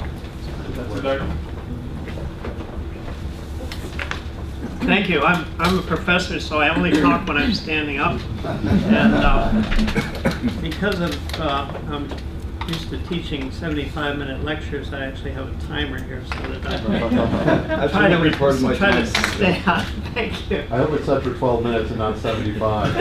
Yes. So, I'm going to talk about the importance of the Spratly Islands, damage that's occurred most recently, and some options for peace. Let's see if I get this to there. Okay, to start, I usually show a couple of slides from my friends in the area, but then I found this video from Scuba Zoo. I have permission to show the non-YouTube version, which is what you're seeing. You're actually looking at the reefs around the only resort in the Spratlys, which is Layang Swallow Reef. And you'll see that there's a lot of fish and organisms and good coral cover, a lot of predators. A healthy reef actually has more biomass in predator fish and mammals than it does in things lower in the food chain. And you'll see these big schools of hammerheads are actually quite frequent in the healthy reefs there. Now, I've been there, and some of you have seen the thing in the papers where I borrowed the phrase, they've paved paradise, but I'm trying to get across the idea of what a ghastly thing this is, that we've destroyed some of these. So we're talking about an area, and I'm going to go old school here. This if you look at this area, you know, the Caribbean, we might have 70 species total of coral, roughly. Similarly, Hawaii, maybe a few more. Here we have about 500 species of coral. And it's the same difference in biodiversity for many different groups, including fish. Generally, we have 5 to 7 times as many species in this area than we have elsewhere in the world. And the line here cuts off the spratlys. That's only because the guy who originally did this wasn't able to go out there. So we actually think it should bow into the southern parts of the spratlys. It's a very high diversity area. Now, this is a film that I have actually customized by our NASA Goddard spaceflight people. And you're looking at the currents, and we're going to look over a year, but the important thing is that the currents are shifting. That's because part of the year the winds go this way, and part of the year the winds go that way. So it's completely different than, say, the Caribbean, where the currents go roughly the same direction all year round. Now, I was spending 7 years studying the fish populations up here in Bowling-Owl, and we noticed that we would lose fish, including species, for considerable periods of time, but a few years later, they would come charging back in. And we figured out that they couldn't be coming from the rest of this area because we were able to generalize a fisheries model that basically showed that this whole area, with the exception of Brunei and parts of Taiwan, is more than double overfished. There's more than twice as much fish effort along the coast as there should be optimally. A subsequent study, Billy Christensen and others, showed that the commercial stocks in the open water are down at the level of trophic level 3 and above. In other words, piscivorous fish are down 50% from the 60s to the 2000s. So the place is heavily overfished. And so I was told by a friend of mine, Dr. Porfirio Lino, that, well, maybe their larvae are coming from down here. So we had to figure out how long larvae could stay in the water, and we published this in '91, so there wasn't much known. But it turns out that it's, say in April, you can get fish in 1 month going to here, and that's how long they tend to stay in the water. And then in a second generation, they can hit Vietnam. At other times, it actually goes this direction. Here in August, that's currents coming up and supplying down through here. Again, in October, they're beginning to shift, and this is the Paracel Islands, you can supply there, and again into the central Philippines, and more there. So these are just 4 of the 6 analyses we did, and basically it showed that this area could be critical for maintaining the high species diversity we have. And just to give you some idea, I had a team who trained themselves to identify 600 species of fish in 3 to 4 age categories. I really wasn't able to keep up with that, but I checked them, you know. Oh yes, yes, I looked that one up. Oh yes, you're right on that one. Remarkable team. So that's how many species we're talking about. Whereas here you might be talking in Florida, 30, 40 species that should be monitoring. Now, a few years ago, I think it was probably 2013, 2014, my friend and a friend of mine in the Navy sent me a picture that looked something like this and said, "What's going on? Is that moral-ami fishing, which is destructive fishing?" I says, no, I took a close look. Turns out this is dredging. This is dredging, okay? And then ultimately we see the construction of these islands here. Now this is 2 kilometers, this is only 1 kilometer, just so you know this. There's lots of reefs, more than 20 reefs that have been severely damaged. And the sand coming out across this area from the lagoon, where they're dredging and the reef flat, is killing millions of corals. The sand, calcareous sand, is very rough, and when it lands on coral, and if it's not enough current to blow it away, it will actually kill corals.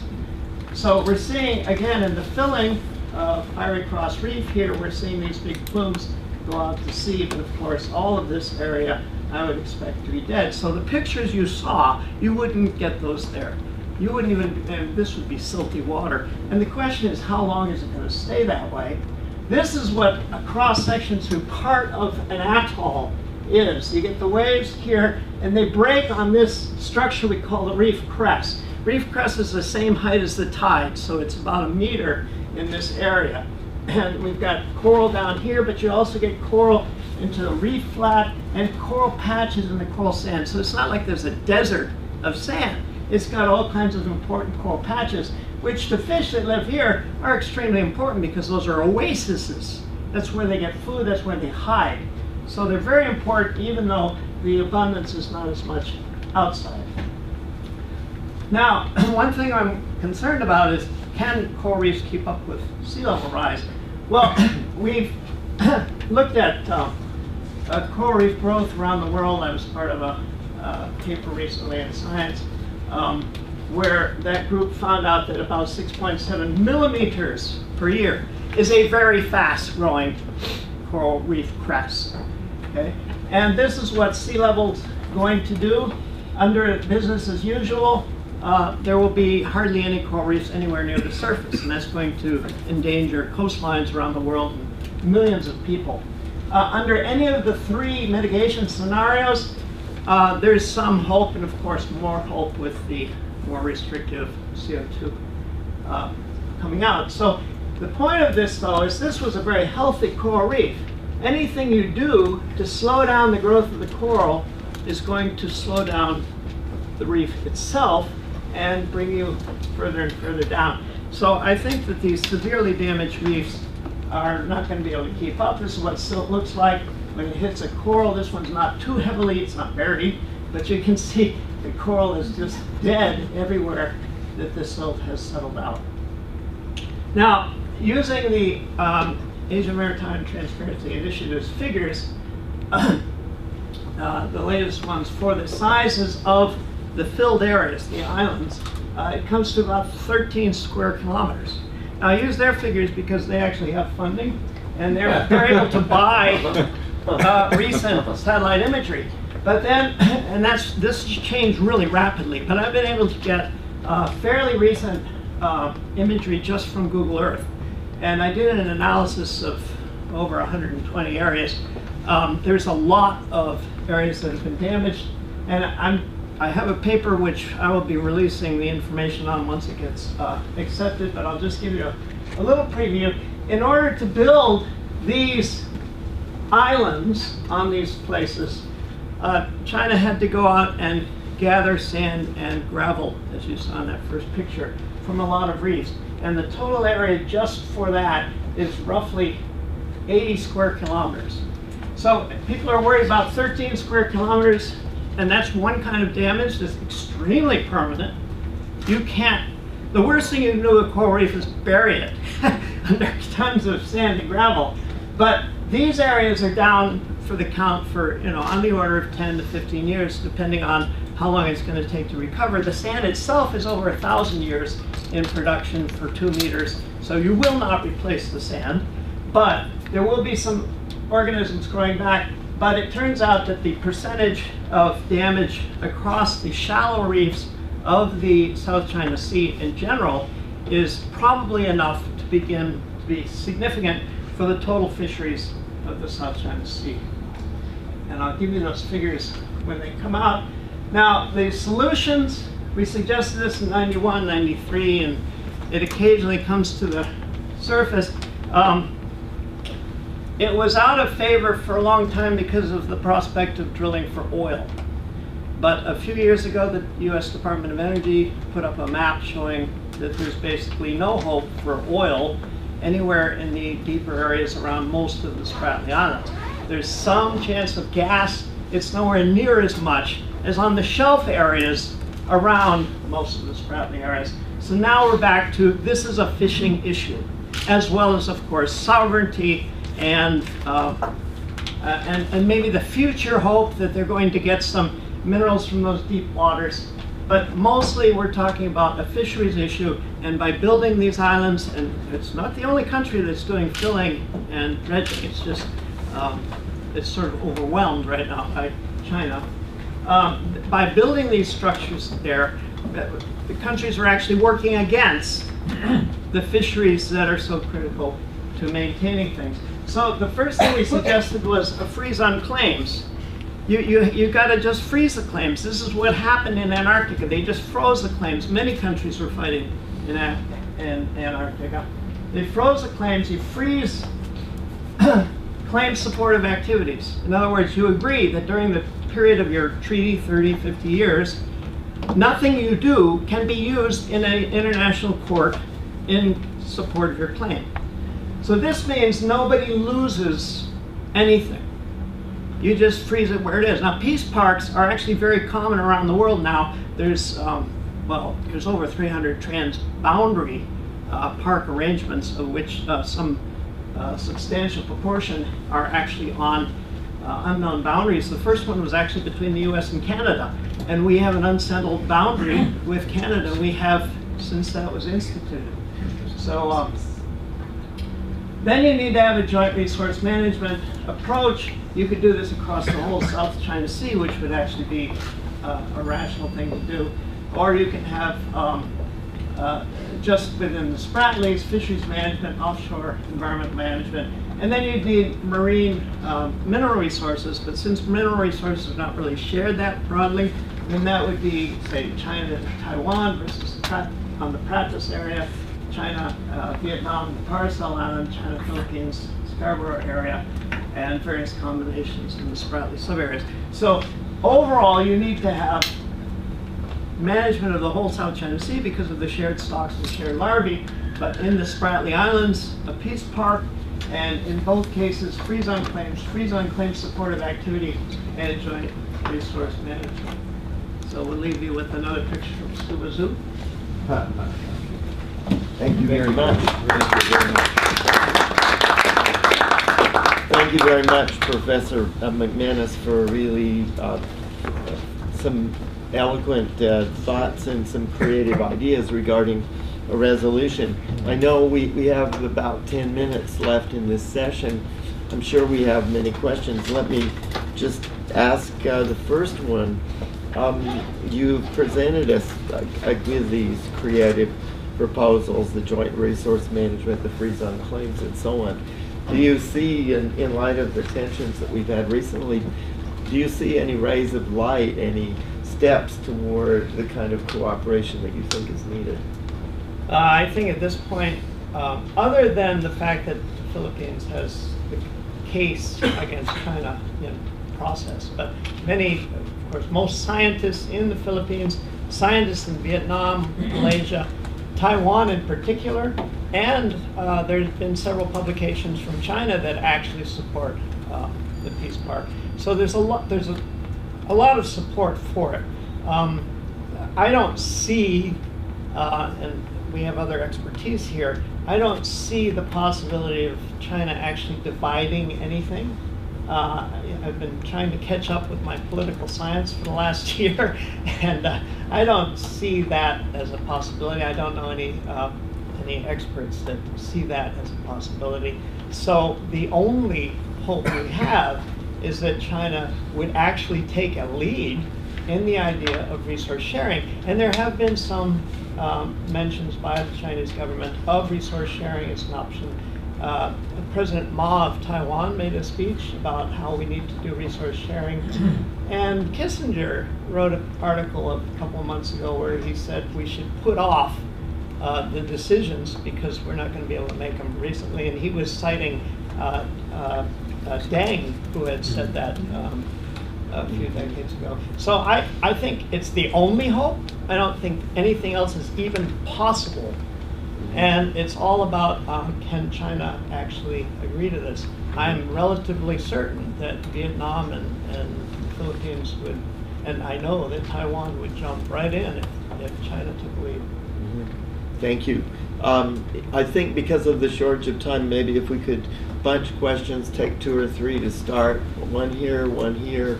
How about anything on this side? a third one right there. 1, 2, 3, and then our speakers can respond. Thanks, please. And if people could also identify themselves. I'm Caitlin Antrim, and been working on law of the sea since 1973.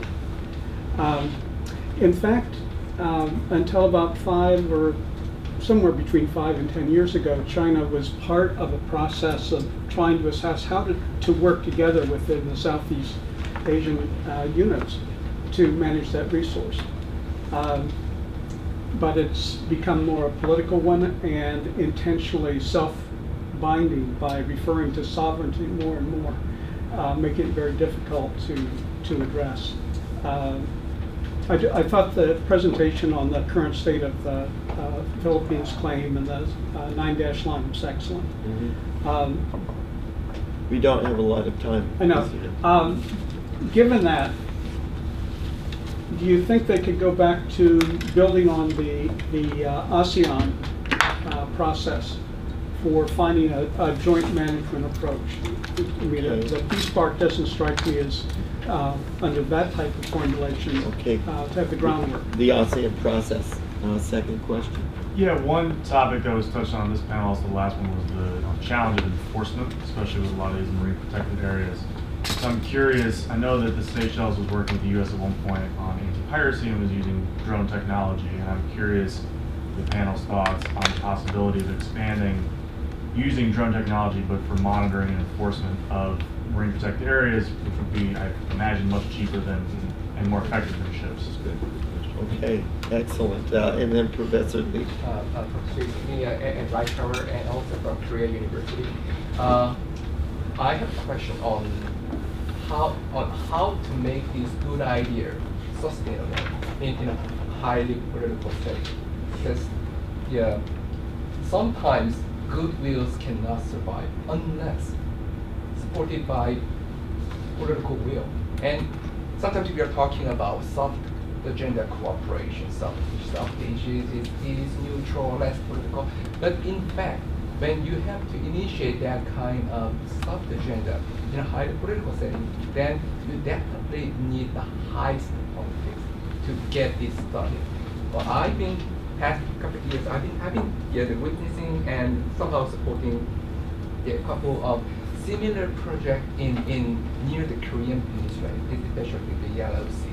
The YSLME Yellow Sea Large Marine Ecosystem Project initiated by UNESCO. Actually, it was initiated by UNESCO.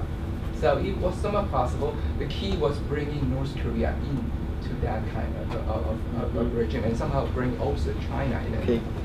Thank you. But that certainly needs protocol. Okay. I want to throw in just a... I'm sorry, we just have 4 minutes. And we 5 seconds scope into this. Because this week, on October 21st and 22nd, Jack Ma, the founder of Alibaba, is hosting the first ever high-level philanthropic NGO conference. And my boss, Peter Seligman, is speaking on the oceans there. And just as you answer, think about maybe the role the NGOs might be playing in these sort of soft approaches. That's good. Okay, we need our people to respond since we don't have. Let me first of all, I think that question about the technology, the drone technology. Let me take that up. I've been communicating with Owsley Associates, based in Baltimore, and my good friend, retired Rear Admiral Scott Sanders, is in charge of Owsley. They have actually, for non-military application, they have been engaging in that very use of, if you wish, marine surveillance out in the Pacific Islands. I think they work in Palau and even off the Saipan, using the drones to, inspect what's damage to the coral reefs and other maritime activities there. And it's been they're looking, in fact, for other areas where indeed they can work with an NGO, to answer your question, and incorporate the use of these the latest drone technology to help with this global situation. So I think it's very, I think the timing is good for that development. Good, wonderful.